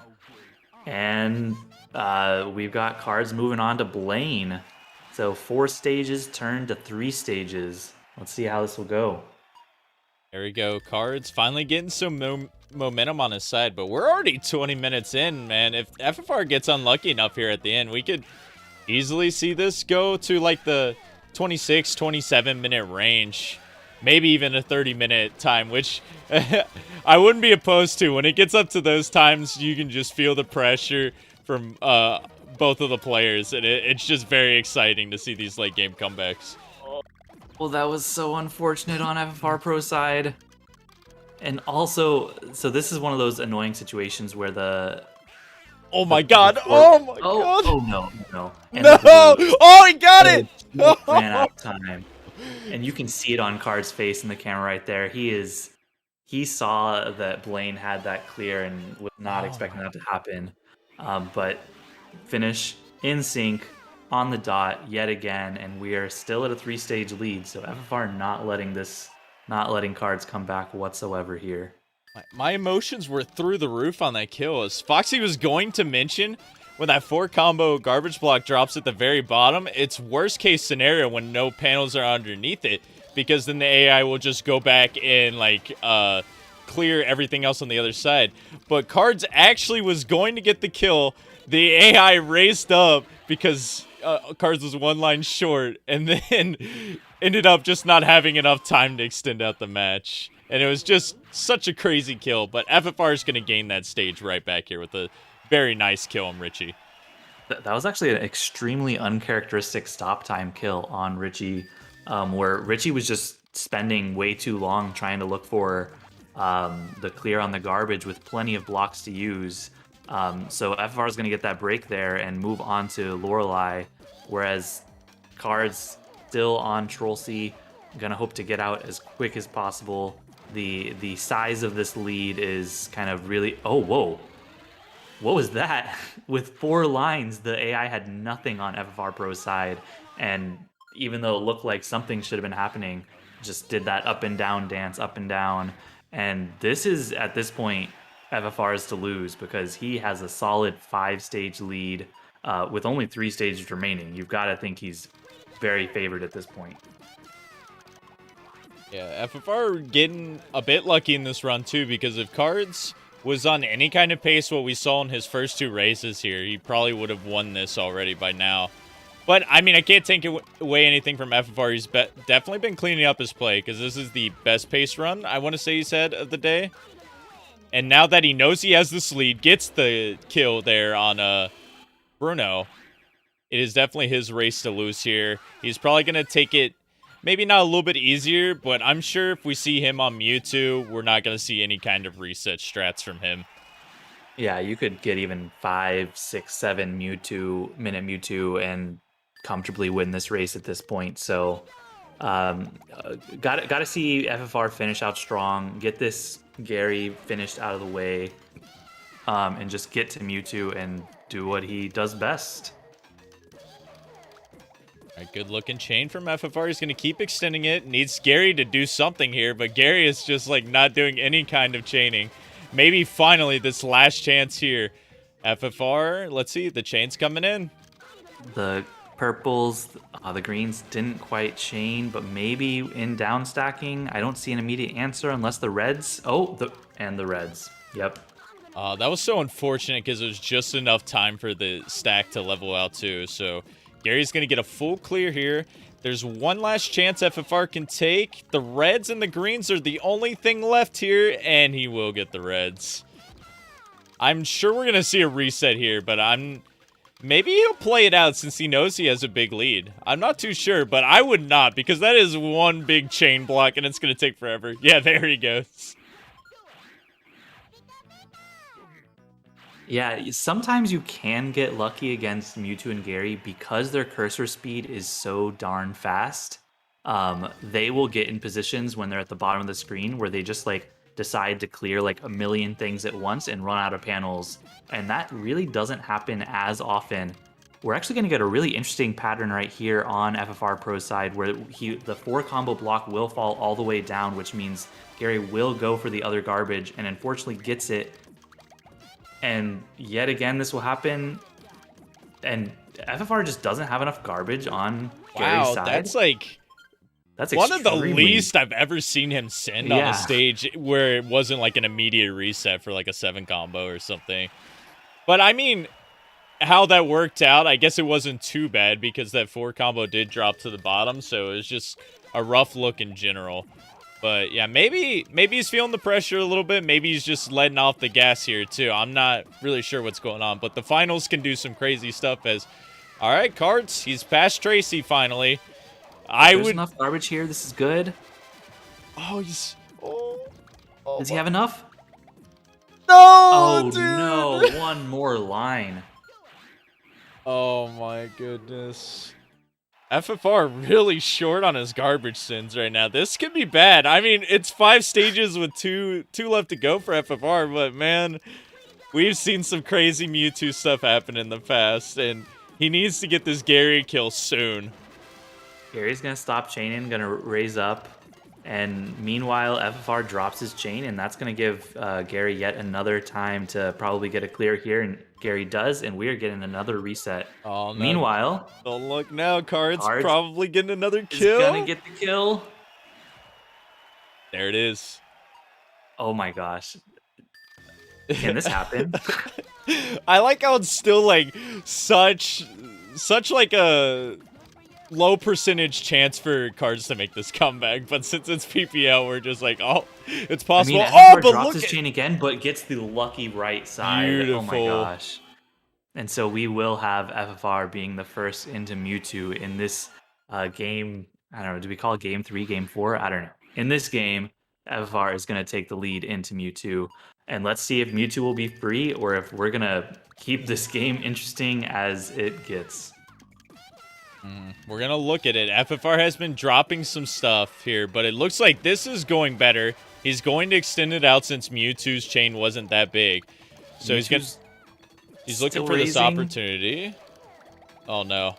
Oh, this isn't good. This isn't good. Unless this is the chain, FFR's got to hope that Mewtwo just goes ham here. Okay, Mewtwo just like elected to clear a bunch here in one last chain attempt. There's the blues. Oh, he doesn't go for the blues. This should be free. This is free, and FFR Pro will take game 4 and tie this up at 2-2. Ladies and gentlemen, we have a game 5 situation here in Pokemon Puzzle League Grand Finals 2021. Let's freaking go. Everyone wanted it, and it delivered.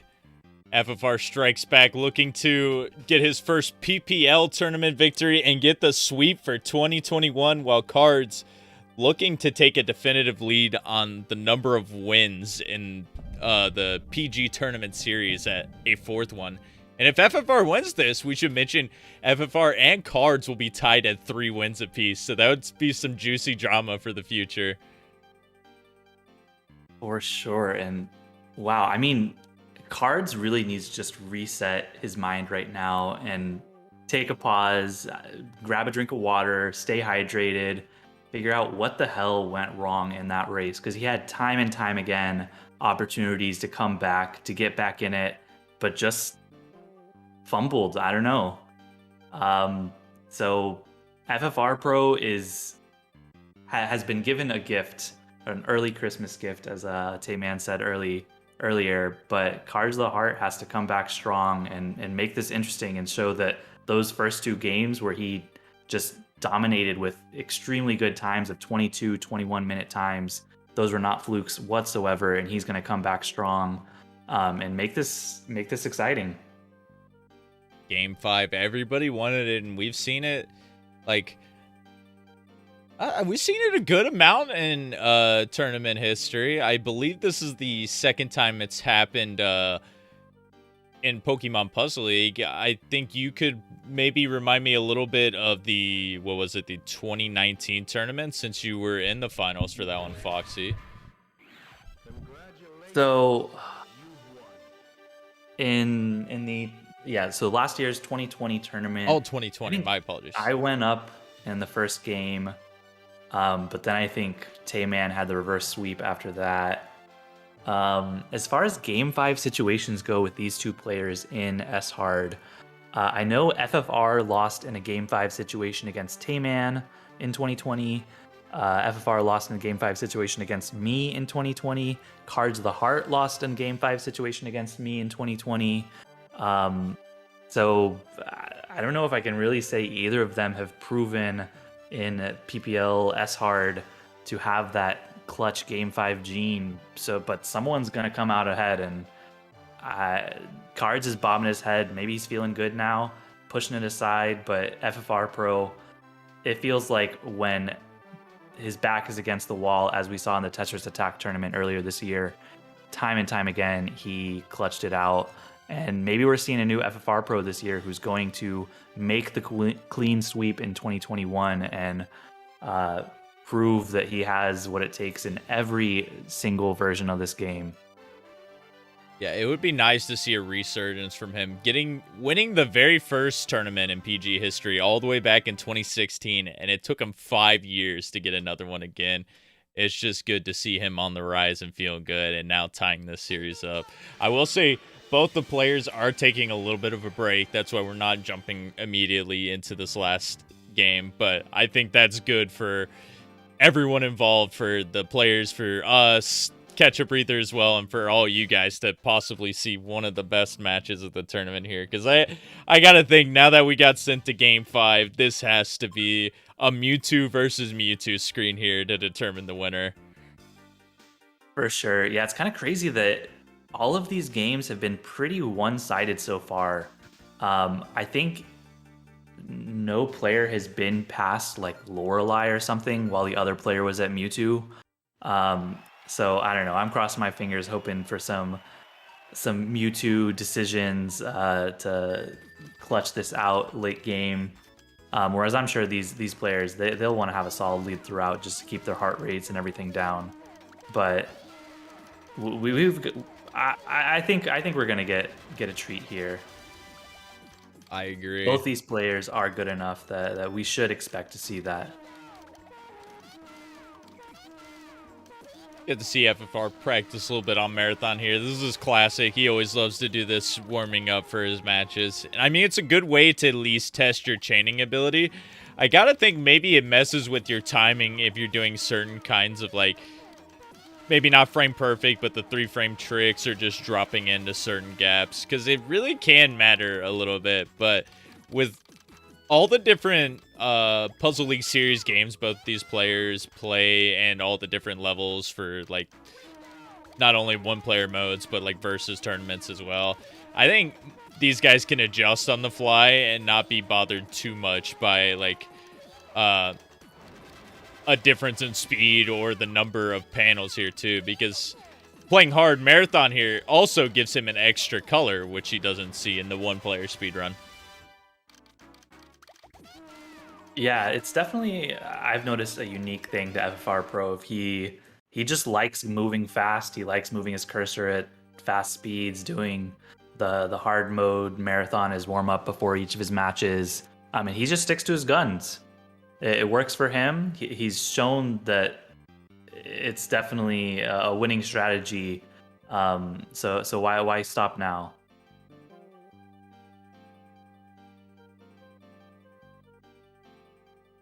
Meanwhile, it looks like Cards is in deep thought, pondering maybe some of his game plan, his strategy of how to come back from that just really uncharacteristic performance in the last game.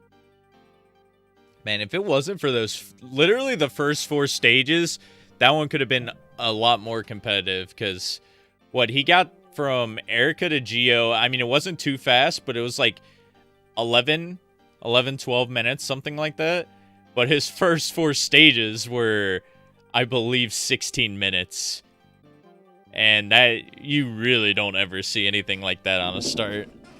Yeah, especially when your last 2 runs were 22 and 21 minutes. Like, just what? Why? How? But it looks like both players are getting readied up here, which just means probably in a matter of 20-30 seconds, we will have this game 5 off.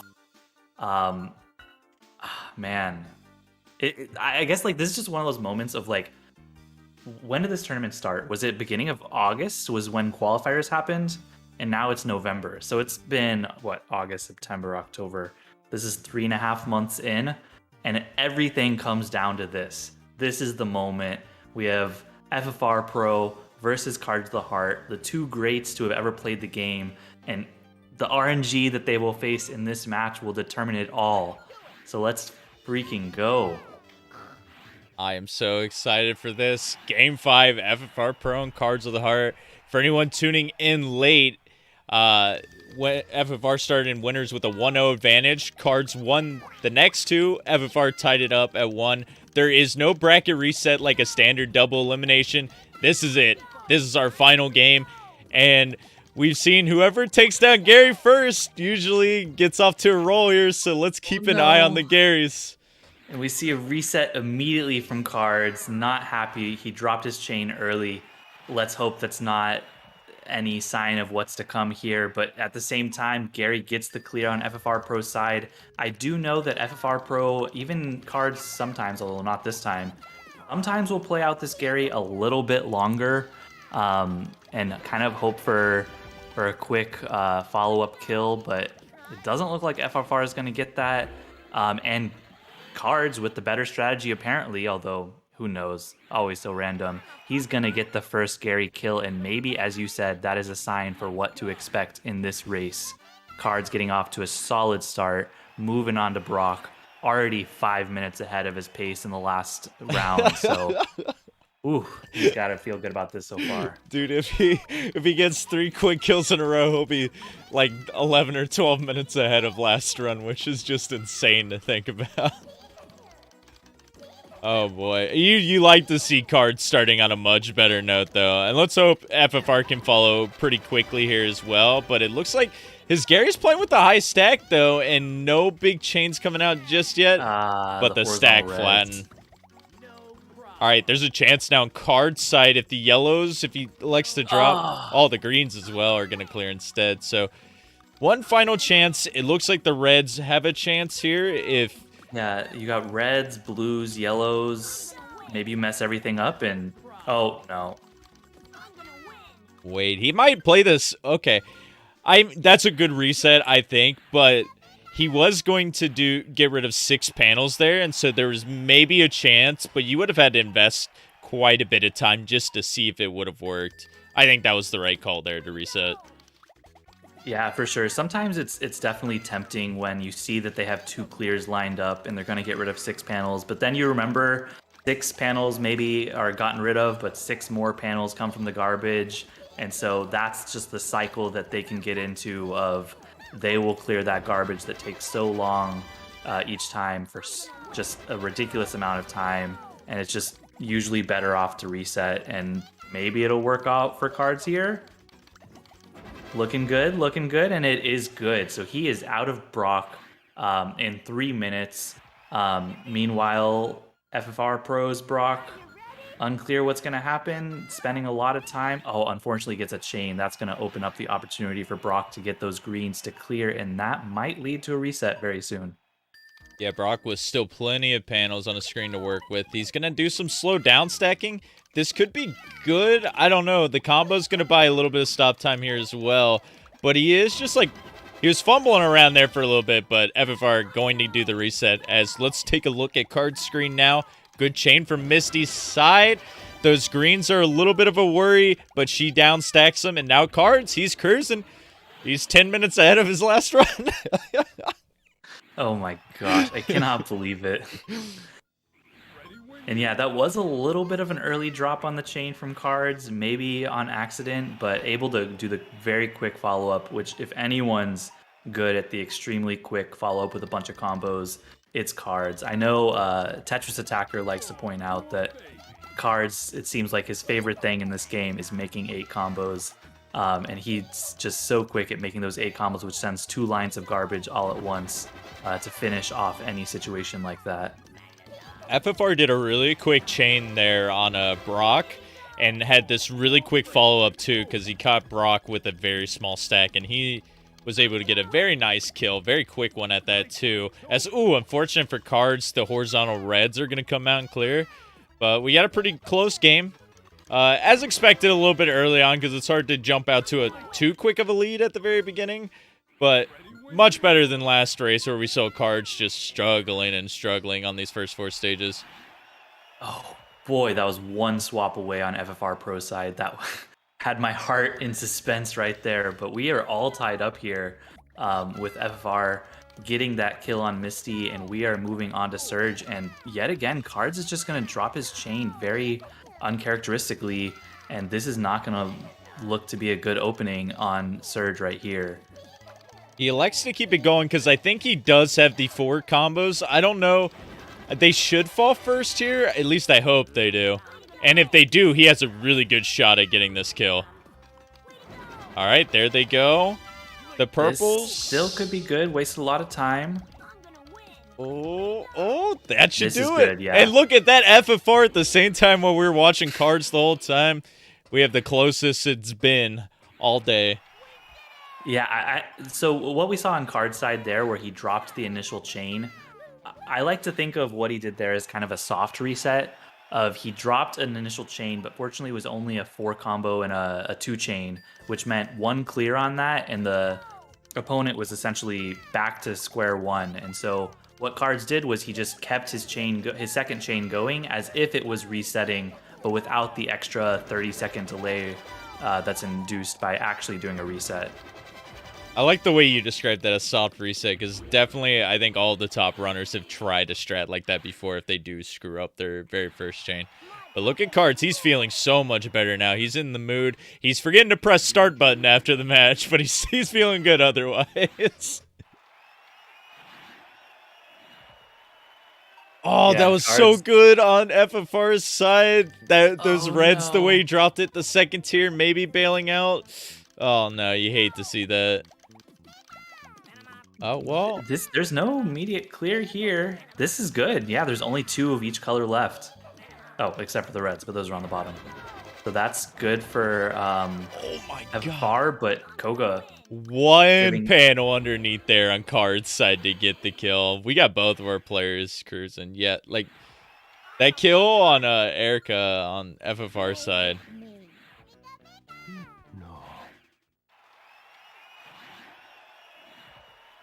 So continuing with a 1-stage lead, Cards rocking back and forth, definitely feeling himself at this point.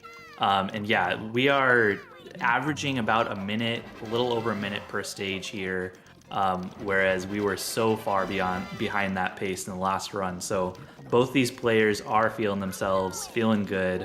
Hopefully that will translate into a really close, exciting match here for all the viewers at home. But here, unfortunately, both players are going to get cleared on by their respective foes. But FFR, Lady Luck has come and blessed that massive, I don't know how big that chain was, but that was just a single chain block filling up the entire screen. So you know FFR waited a long time to get that just the right opening that he was looking for. Worked out very well for him. That's 2 stages in a row where he's had 2 crushes, and both of his opponents have kind of just done not really optimal clears that allowed FFR to get those openings, and you just love to see that. As Cards now, his second reset on Sabrina has allowed FFR to take a slight lead now, but I mean, as long as you're on the same stage, you're pretty much tied.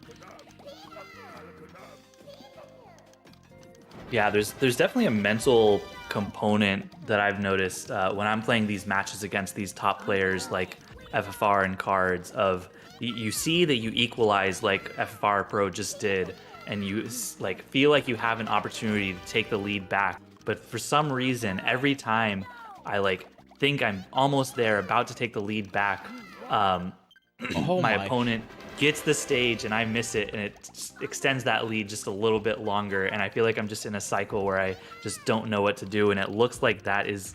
Oh. Yeah, both I am kills. correct. There we go. And FFR's had 3 kills in a row where just this massive amount of garbage blocks drop. He's gotten 3 force kills in a row. And man, this is getting juicy now. We're almost halfway through the run here. And these guys are still tied. They've been pretty much tied for like the past 3 stages. So, okay, I just want to point something out real quick. Let me see if I can try to explain this. But we heard Tayman and Nicole, I Like Being Smart, earlier talk about this like distinction between going for a lot of combos in your chain versus just going for a really big chain. And before, I thought we were seeing both Cards and FFR Pro going for more of the heavy combo sort of strats, just trying to get as much garbage as quick as possible to get that early opening. But both of them seem to have maybe transitioned over to more of the big chains with less combos approach that seems to be working out for them. I'm curious. I've just noticed a little bit more on FFR Pro's side. I don't know if Cards is doing the same thing, but I'm curious if that's a intentional change on one or either of their parts. But it's definitely an interesting difference. If you look at closely, you might notice that FFR Pro is specifically cutting off some extra combos and just doing or continuing the chain without combos in certain situations. Yeah, it's hard to say. I think Cards is pretty variable on when he wants to do it, because we've seen him do the combo spam a lot in this game and the previous games, but I've also seen him do like quite a few mystery chains too. I think I do notice for FFR here, and I gotta think it's maybe due to the end of last race. Even though he won it, there were a lot of times he was just dropping really, really short when he was trying to force in some more combos. So maybe that's a little bit in his head, or maybe, you know, he's just feeling long chains this round, because you really don't know sometimes. Yeah, for sure. Sometimes you just have to mentally reset and say, like, I've been dropping too many chains. Let's not focus on combos or anything else. Let's just get big chains in and play well. And oh no, that's an unfortunate horizontal clear on Cards' side. But Cards, as we were talking, he has gotten on to the second half of the run. He's on Tracy, whereas FFR Pro is still a little stuck on Blaine over here, hoping for some extension of this chain, and it looks like it will extend just enough, and that will be good on FFR Pro side. And Cards takes the 1-stage lead after FFR Pro had a 1-stage lead, but we are all tied up again. Stage 9, second half at a very solid pace, 12 minutes each side. This is looking to be a good run here. Yeah, this is the race we've been waiting for all day, and no better time for it to happen here on Game 5. But even though we're to the second half, this could be arguably the most annoying stage for the second half, as Tracy just loves to, you know, extend out things, not do chains sometimes, keep clearing your garbage, as it's looking like he'll probably get another clear here on Cards' side, unless he does that with the blues. He's just like, I don't feel like clearing anything with the blues. Let me just do some random matches and not clear the garbage, and it pays off for Cards, and he's going to take the lead moving into Rocket. This should be bobbing his head left and right. He's feeling himself. No second tier? Oh no, the second tier's coming. No. That could have almost been the kill on FFR's side there, but unfortunate. That's the Tracy we're used to seeing, and we hate to see that version of Tracy. But back to Cards for another stage lead here. Let's see if we can get anything going. Unfortunately, the yellow clear's not fast enough. I wonder if this is going to be a blessing in disguise, though, because... Oh, no, it won't. That forward combo was low. Off, and the Reds will get the clear. All right. Oh, man. FFR Pro getting a little unlucky on Tracy's, just having just the right colors to clear those garbage blocks. Oh, I don't know why, but like just a little bit of a deja vu hit me. I like just saw myself doing a past tournament too, where we're in the same exact scenario, and these like kills are happening back and forth, and the resets are. Oh my god, it just seems way too common for a high pressure scenario like this. Yeah, I don't know how it always seems to happen this way, but I mean, again, like both players are sort of messing up a little bit. Cards is going to have to reset. Looks like FFR is going to have to extend this just way too long. And that's the problem with Tracy here of like, sometimes he just keeps raising and just won't ever give you those openings, yet he's so fast that he won't give you the stop time kill. And, okay, no, those yellows.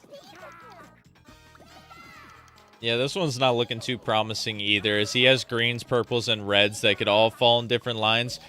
And yeah, the reds, at the very end, the last bailout that Tracy could have is going to cause FFR to restart here. A six combo on cards aside, is that a sign of good luck? Unfortunately not.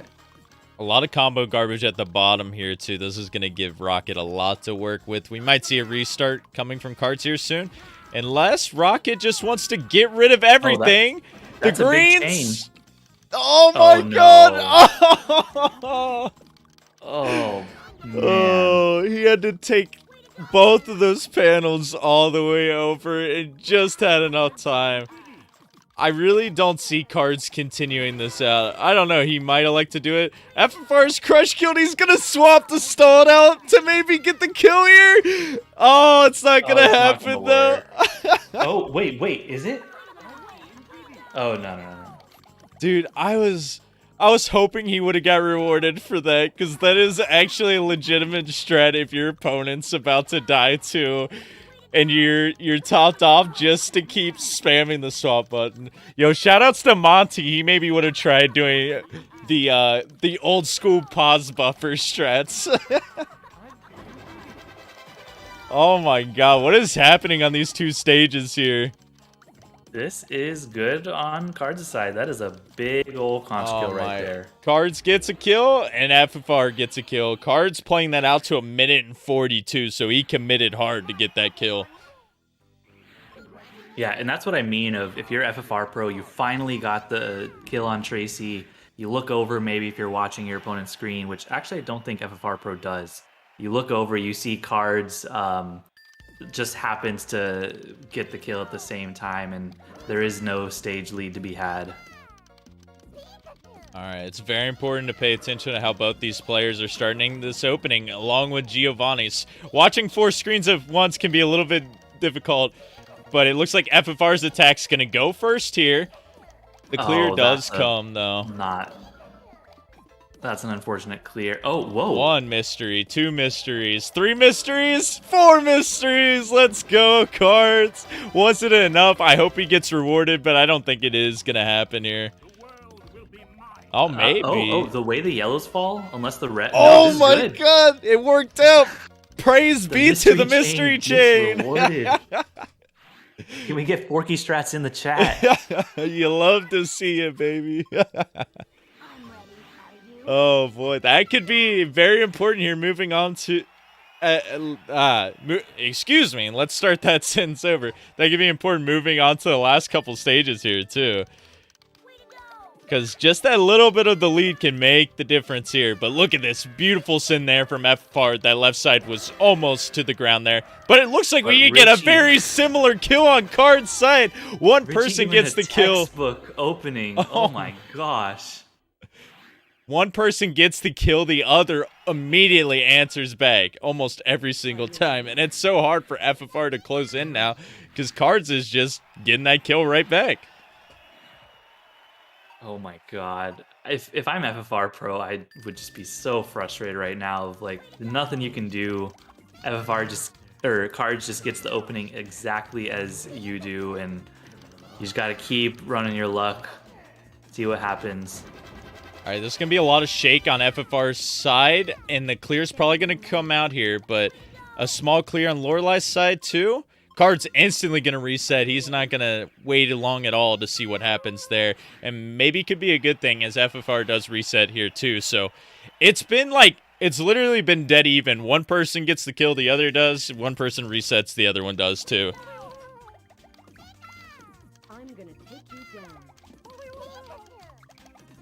Lorelai having some troubles getting this chain started on Cards' side. Let's see if Cards can extend this long enough to get something going. 10 chain, 11 chain, 12 chain. Decides to drop it off, but unfortunately Lorelai raises just before that decision. Oh, the blues. But- Lorelai's getting rid of everything here. Oh my goodness! Wow, the blues are going to be lined up too. Lorelai pulled a rabbit out of her hat. I don't even know how she timed it that way. My goodness, that is one of the most unfortunate things I've ever seen happen there at the end. God. That's just so hard too, because like you didn't think it was gonna happen. Your hopes get higher and higher. You think, oh, it finally is gonna happen, and just the last little bit, the last chain is what does you in. This should be good on FFR side. The Oh, blues no, are the there's last horizontals. worry though, but he clears it off to the left. Oof. This game is so like it changes your emotions from like immediately high to the lowest of lows just by how the CPU's downstacking, because it looks like they'll have so many colors, then clear them off, and then on that instance of cards Lorelai a little bit ago, that one last swap to bail out and manage to get it. And look at this, we are tied, almost dead even on the timers. Though I should mention They're cards. within 1 second. Cards, I think, has like a 3-second buffer or so just by how the stream's reducing. So we'll have to keep that in mind too, going forward. But for Cards also doing some fancy stuff to continue this chain going. it could work out here too, as Lorelai finally starting up a big chain of her own here. This It- looks very promising. Oh, the yellows and the reds are the only thing that can bail her out, and she drops Nah, them. she's not gonna get it. Oh my, they both got the crush kill at the same time. Oh man. Oh my. I know why we got 3 blowouts earlier today, because the RNG gods wanted to make this the closest race of all time so our hearts wouldn't explode if we had any other closer races before this, because my god, I really don't know who's going to take it from this point on. It feels like what happened is like the RNG coin was flipped 3 times. Came up heads for cards, came up heads for cards, came up heads for FFRPro, and now I feel like maybe we're in this situation where the coins just landed on its side in this weird way, where both people are benefiting equally. But as I say that, FFRPro is going into Gary, and it could be over in a minute and a half. So really, we've been talking about how close this is, but this is crucial for Cards to get a kill right here and keep this close, because Gary and Mewtwo can be done so quick if you're playing on point, which both of these players definitely are so far. FFR's first definitive lead since the beginning of this race, and what a great time for it to happen when you're on Gary. He does a little bit of a lag chain that might mess him up a little bit here, but Gary gonna finally do this chain, so I think FFR was going to drop it eventually, and it's not gonna matter. Gary immediately gets that clear, so an opening now for Cards. This is looking good on Cards' side. The only shenanigans might be those Did he send it blues. off? Did he? Oh Oh, my it didn't God. matter. And of course the blues. This could still be good if he sent enough. I don't know if he has though, to be honest. He did, but Sent it looks enough like it's for not the- gonna matter. Oh no. Cards gonna play it It's- out, I think. Oh, and we see a floor 4 combo on FFR side. Oh, with But the there's reds not gonna be just many lined panels to up. work with. This maybe I could don't be the see kill it here, clear. though. Yeah, no clear Oh. there. And FFR going into Mewtwo, this is it. If Mewtwo is free, the tournament is over. Meanwhile, Cards still stuck on Bruno here at 23 minutes into the run. Cards gotta Oh, boy. buckle down, but it's all up to FFR. If he gets this opening here, he is our champion. Let's see. Nice combos, and Mewtwo is Oh, doing no. a lot. This could be it if he drops it. The left side is non-existent. Oh, the race! Oh, wait. Oh my It gosh. drops. I thought we were in a one more line situation, but FFR Pro takes it. That is it, FFR with the clutch kill on Mewtwo. Not only was he your 2021 Tetris Attack champion, he gets the sweep. He is also your 2021 Pokemon Puzzle League Speedrun Tournament champion with the clutch pass over Cards at the end. Oh my god. Congrats to FFR on a well-deserved win. Light up the third Pokeball raise the left side win banner. We got a new champion in town. FFR Pro is our 2021 Pokemon Puzzle League champion. Let's go. Man, such a heartbreaker for Cards too, trying to get some revenge from that Tetris Attack tournament. And he was winning for a majority of that race, but Bruno just was a wall this run for him, and that can happen, man. You get so close, and he played really well today. I mean, a 22-minute and a 21-minute to take that 2-1 lead at the very beginning of this race. But, you know, sometimes, no pun intended, it's not in the cards. But yeah, anyways, while we're here, we are joined back again by our former commentators for the first couple races, Tayman and I Like Being Smart, who saw a completely different game. I guess y'all are here. Why not say how you feel about the ending that you just saw, you just witnessed right here? You can go first, Jay. I wish I could have gone on to Mewtwo. Like, it would have been really cool if Bruno wouldn't just do the Bruno things and like we go into Mewtwo, like both starting their attack at the same time. That would have been pretty awesome. But overall, going out to a game 4/5, you really can't ask for much more. Cards trying to make that comeback. You know, he was just on fire the first couple games, and then it just seems like the RNG bug got him. And not like FFR Pro is having amazing RNG that second game, but, you know, Cards with that Lorelei, like, I think that Lorelei clear is really... Oh, I totally forgot about the Lorelei clear, dude. Oh my god, that would, like, live on in my nightmares forever. I couldn't believe how she got that clear.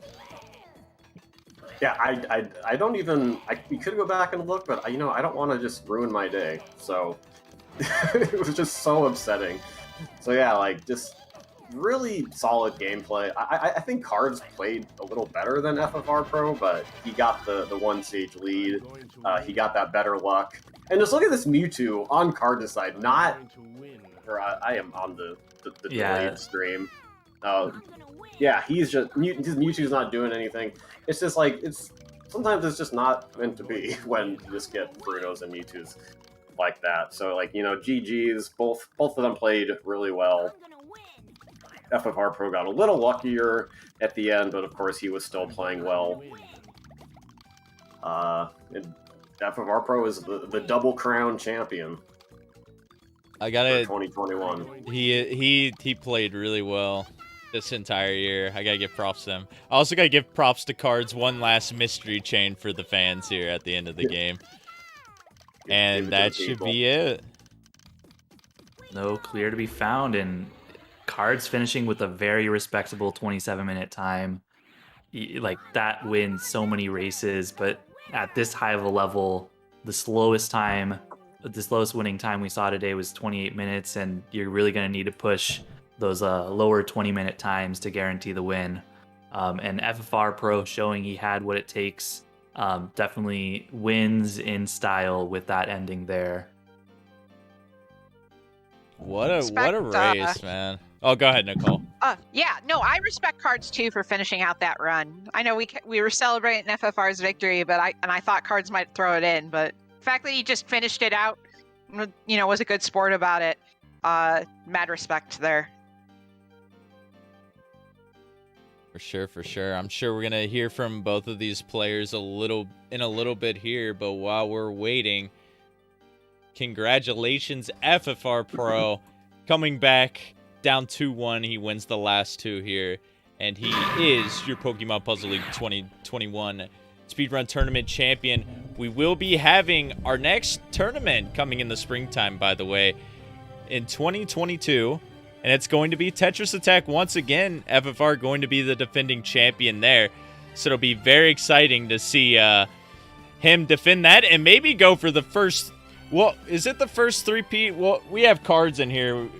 Maybe he can refresh me a little bit on the history here. But first off, Cards, congrats, man. You were so close there. And I think one thing I want to point out, because you might remember this, what about that Lorelei kill, dude, right at the very end there? I don't know anymore. I've ended up blocking most of that match from my memory. Not because I lost or anything, because that was an amazing performance all around. But yeah, I was just trying not to let nerves get to me. So I went into Cole Strats and vibed. I was just vibing to a choice song to chill with, just to keep myself just to keep myself aware and focused on the game, because going into this match I was able to get in one practice run, and it was with a Gary 1 reset, an 18. I had gotten an 18 before the match started, but I thought I had wasted my luck just getting that run in that practice, and in a sense I kind of did, but yeah, I just wanted to keep the train moving and listen to that song to keep me focused on task. And for those of you curious, the song was what's the name of this song? Some of you probably know this song as Omen from Mama Muai Bai, which is probably a butchering of the word, but some of you probably know it better as the theme song to the Trash Taste podcast, which anyone knows the Anime Man, Sea Dog VA, and Giguk, three of the big anime YouTubers in the biz. They've had their own podcast for a while now, and the song I was listening to is the song they use as their theme song. Just listening to an extended version of that because it's so chill. It is such a chill song to just listen to. And I technically got a 17-minute run with it, like my second fastest run ever. So yeah, let's just go with that. Nice, good stuff, Cards. I mean, sometimes the music is just what you need, and it was definitely helping you keep focus. And just, like I said, a little bit short there at the end. And, you know, that's just Pokemon Puzzle League. It happens to everybody. But, yeah, GG's on that performance. We'll be bringing it back to you in just a second here. But we got to talk to the man of the hour, FFRPro21. He has completed the 2021 sweep. And, man, FFR, you've just looked unstoppable. Ever since losing to 6 in the first round of the Tetris Attack tournament, you have been a force to be reckoned with. And I'm pretty sure you've beaten, like, pretty much everyone in the top 8 at least once on your paths to victory. So, FFR, just how are you feeling after that? I mean, I'm feeling good now that, you know, my less than stellar performance somehow got the job done. And I don't have to worry about this game anymore for several months, which is nice. Yeah, that's always a good feeling. That's kind of how I felt. Like, this game can really burn you out, but, you know, getting that relief there, whether it is being eliminated or winning it all, it's just good to, you know, get a break from this game and look forward to it in the future. So, do you feel like you played well overall? I mean, it was maybe a little bit rocky for the first 2 games there, but you definitely didn't let the pressure hit you, and that's something I got to give you props for, because I feel like these past 2 years, man, you've really improved on your mental game, and it's shown this year just how well you've been performing in tournaments. Yeah, thank you. Yeah, that is definitely a big thing that I've been working on. It's just, you know, not trying to let things get to me too much. Just keep pushing. Um, yeah, I definitely had some controller problems on that Gary 2 in that third race, which was actually why I switched to another controller. The other controller I used had a bit of a sticky start button, so every time I would hit start, I had to like lift up the start button so it wouldn't just randomly pause. But yeah, I mean, you know, it wasn't pretty, but I mean, I battled through the controller problems and the bad stretches in bad RNG, and somehow made it to the finish line. So, it's always nice.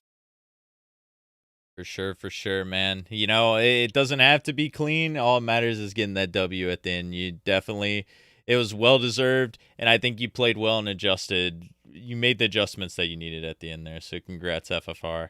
I'm gonna give it back to Cards one last time as the man who's been under the helm for a while now. Are you happy just in general with how this tournament's gone? And I don't know, what's just your overall mood right now? What a tournament that was! I was kind of rooting for maximum chaos the whole way, and we almost got it at the very end. I almost pulled off the miracle.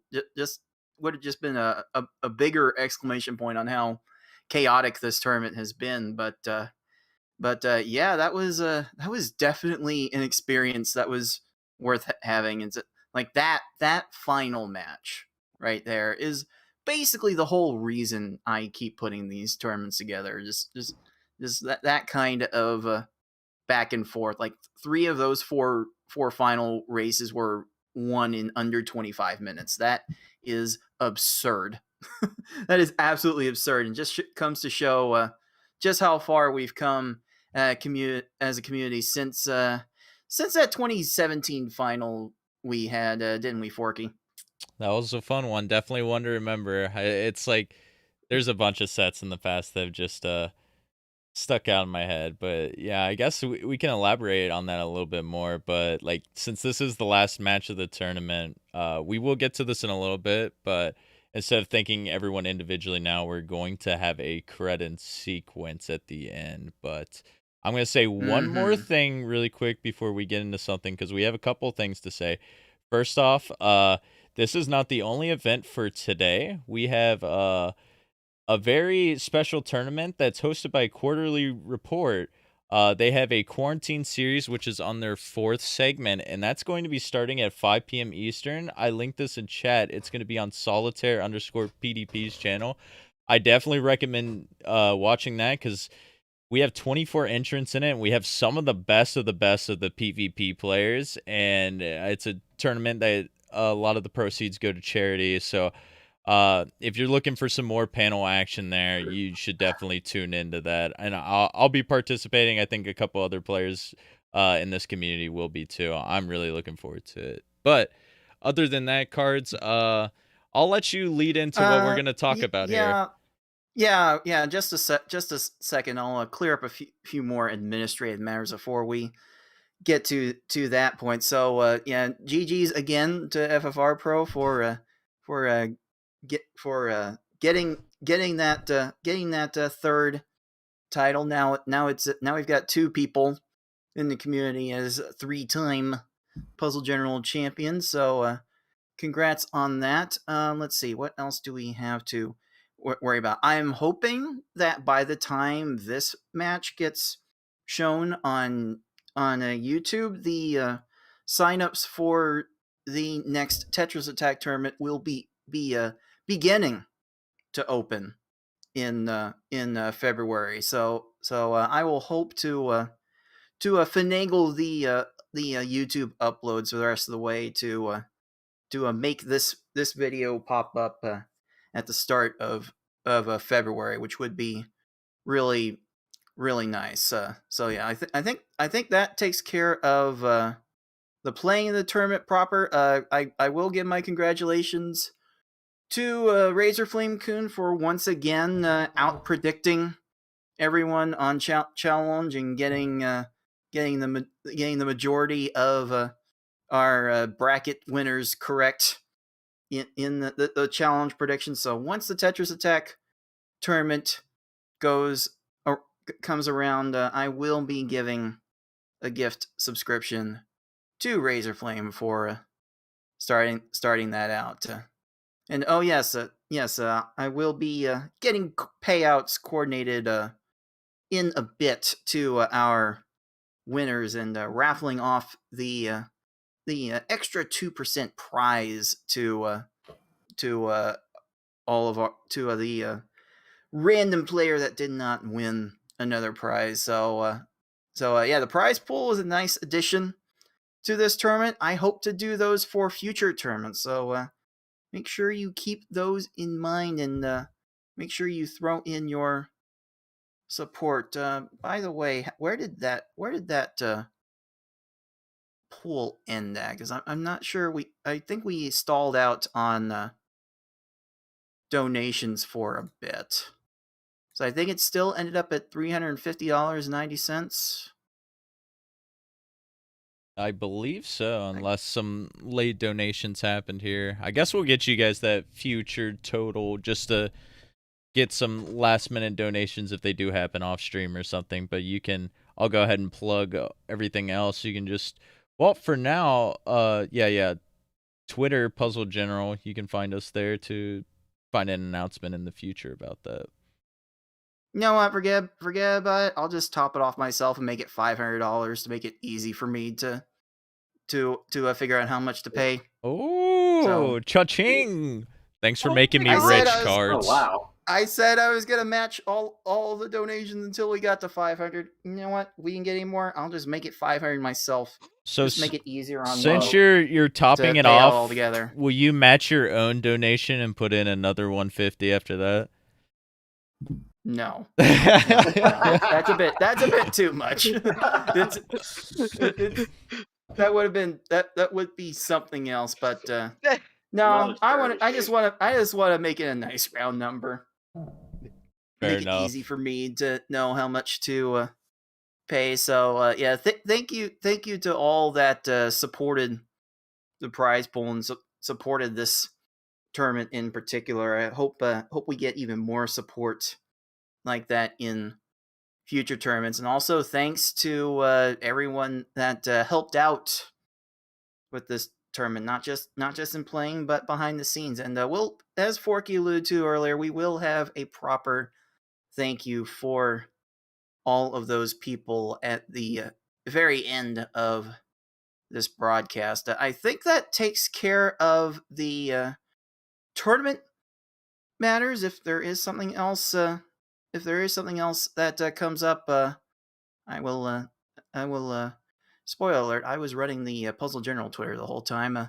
I will let you know on Twitter at Puzzle General if there is anything else to be done. So yeah, that should take care of the tournament matters. But there was one more thing that got alluded to in the Discord and on Twitter. So allow me to do a little bit of on camera directing here to our faithful broadcaster BB Forky, who's been so gracious in helping out showing the matches that I could not show myself. So Forky, if you could go to the Puzzle General scene for a second.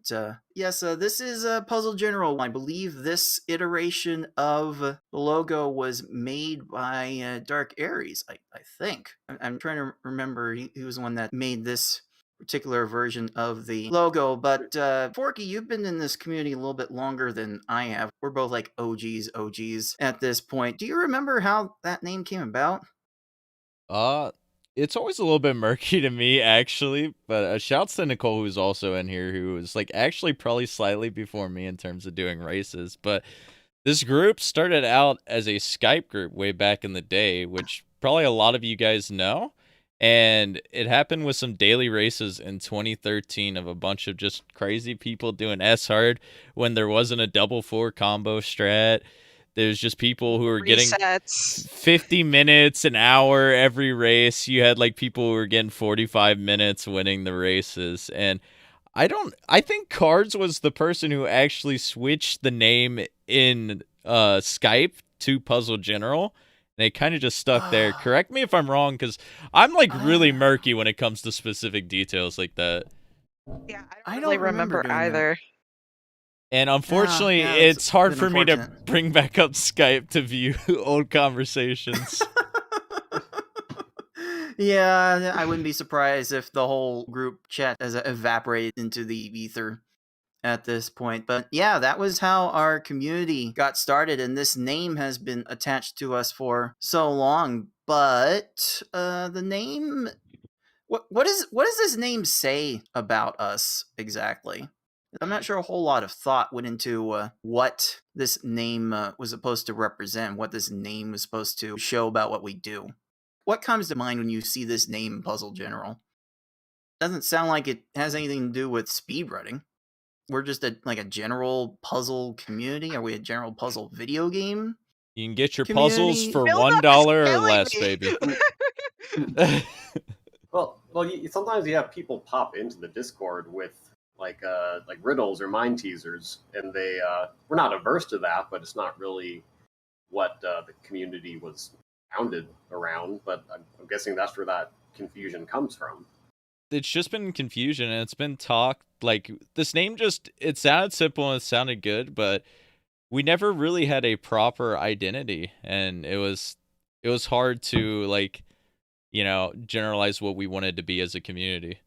So, the biggest powers that be here at this community, basically all of the mods in our Discord server, got together recently. Well, recently again. Like, this has been in the works for months, if not years at this point. But a while before this tournament started, we finally decided that we wanted to go into a different direction. And by a different direction, I mean we're just clarifying the direction that we wanted to go. Instead of possibly saying that we are a community that just loves puzzles in general and loves talking about puzzles and or puzzle games, we wanted to make sure the focus was narrow a little bit. So going forward, since the most prominent thing we do in this community is speedruns and speedrun events, we want to be a place where puzzle game speedrunners can gather and talk their speedruns.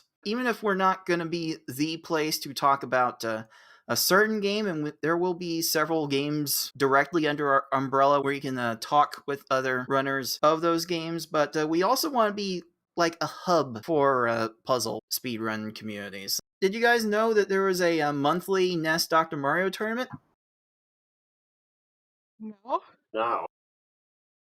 There's a monthly Dr. Mario speedrun tournament that happens, and there's a whole Discord server for that. Under our clarified vision, we may not be the place to talk Dr. Mario with everyone, but we can certainly direct you into the place where that discussion does take place. So we want to be able to connect puzzle communities here in this community, and with that change in vision, for lack of a better term, we decided to change our name, and that name change also comes with a logo change. So Forky, if you could go to before the reveal, this image is what I posted earlier in the Discord and on our Twitter, and you could probably make some reasoned guesses as to what it was before this, but now it should make a bit more sense in context. This little silhouette here actually represents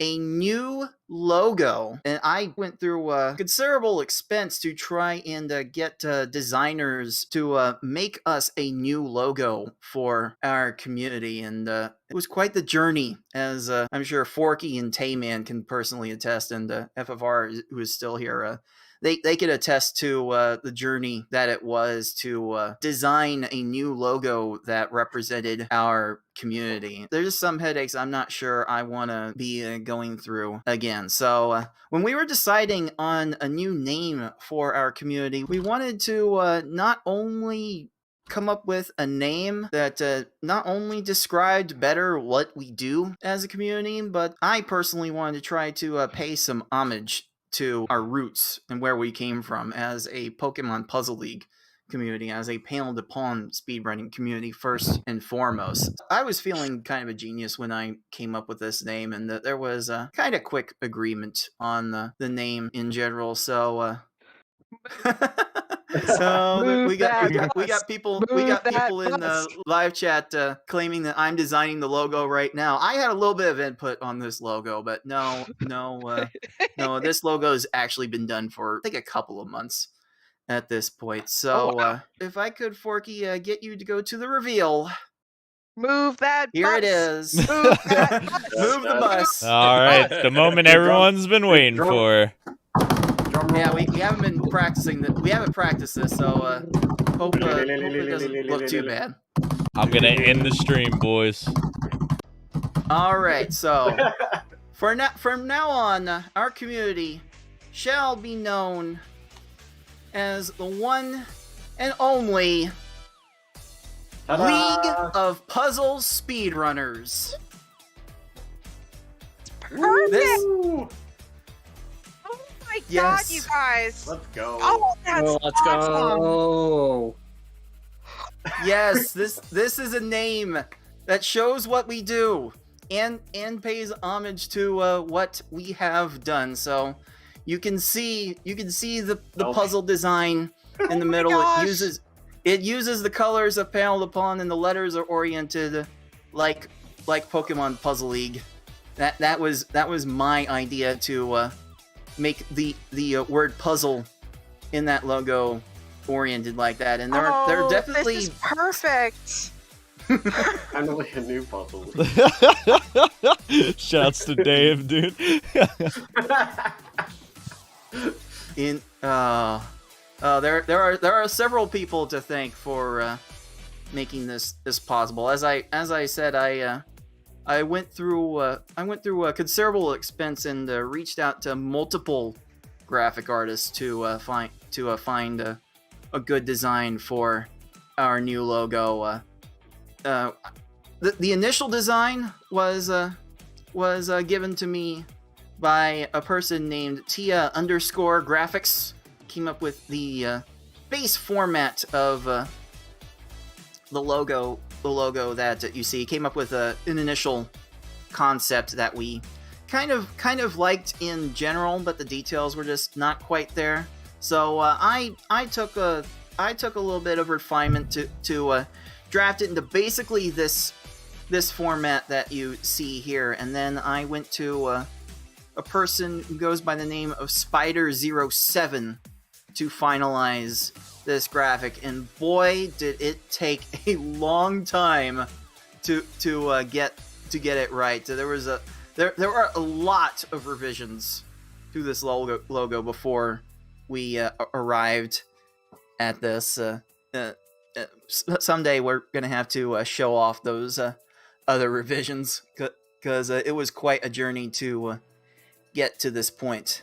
But yeah, that is our new name. We are now the League of Puzzle Speedrunners, and this will come with more than a few changes that will be coming down the pipeline. Hopefully, we'll be able to soon change how you find us, how you see us, and how you talk with us in the Discord server. So expect things to shake up a little bit in Discord, just to make the communication channels a little bit cleaner and show properly how it is we do things around here. So we hope you look forward to this change and all of the exciting things that are gonna be changing as a result. But I think that's gonna take care of everything. Well, oh, by the way, the background behind the logo is my own creation. Yeah, that's really cool too. That's getting some existing puzzle assets to show the different games that we play, like Paneled Upon, like Wario's Woods, like Super Puzzle Fighter. A little bit of Dr. Mario and Tetris and Puyo in there for good measure. And if you look closely enough, the purple in the background is not only the dark purple that's represented in the word puzzle in the logo. There's a little bit of our old Tetris background in there. Just a little, just one to not have a completely flat color in the background, make it a bit more interesting, but also to show a little bit of respect for what we were in our past. So again, thanks to all the people that made this happen, and to make everything here happen, because there are quite a few machinations that go into making our community move, as well as it does. But I think that's gonna do it for our broadcast today. Again, hopefully by the time this video ends up on YouTube, this match ends up on YouTube, the Tetris Attack tournament will be opening up. So make sure you watch for that in February. And yeah, I think that's it. If there are no other final thoughts from anyone else, I think we can just go ahead and end I just want to add a huge shout outs to Cards. He's been doing a lot of talking, thanking some other people, but he's the one who probably did all the work to put this logo together and put this tournament together and made it all happen. In addition to all of the money he donated, also Dark Aries and Demolition Derby. Just shout outs to all of them, and especially Cards of the Heart. Thank you so much for putting this on. We all really enjoyed it. Yeah, shout outs to everyone who helped out. We're going to see the initial, or we're going to see a list of names of everyone in the credits. But my one last shout out, I mentioned it earlier. If you want to see more panel action coming up in 23 minutes, tune into Solitaire's stream. It's going to be the Quarantine 4 Panel Attack Tournament, 24 great players in it. You can't miss it. Please tune in to Solitaire's stream. Yeah, that'll be one to look forward to. And I did forget one more thank you in that business. I want to give another special thanks to Anklin, the artist formerly known as Shady Jakey, because the PG rated video that you see at the beginning of every broadcast, which unfortunately we're gonna have to change now, did use Jakey's voice. That is the voice of Jakey. I've always wondered that. I've always wondered who that voice was. Wow, that's cool. Oh, I thought it was Aries. That's what I was thinking too. It sounds totally like Aries' voice. But now that you say it was England, yeah, that's what it is. Another OG of the community, who was around back in the 2013 days. Yeah, they still pop in here and there, but then they're not so involved with the community anymore. But their legacy will live on in that PG rating, and we're gonna have to come up with something different to go to start all of these streams from now on. But thanks again, Jakey, for lending your voice to that.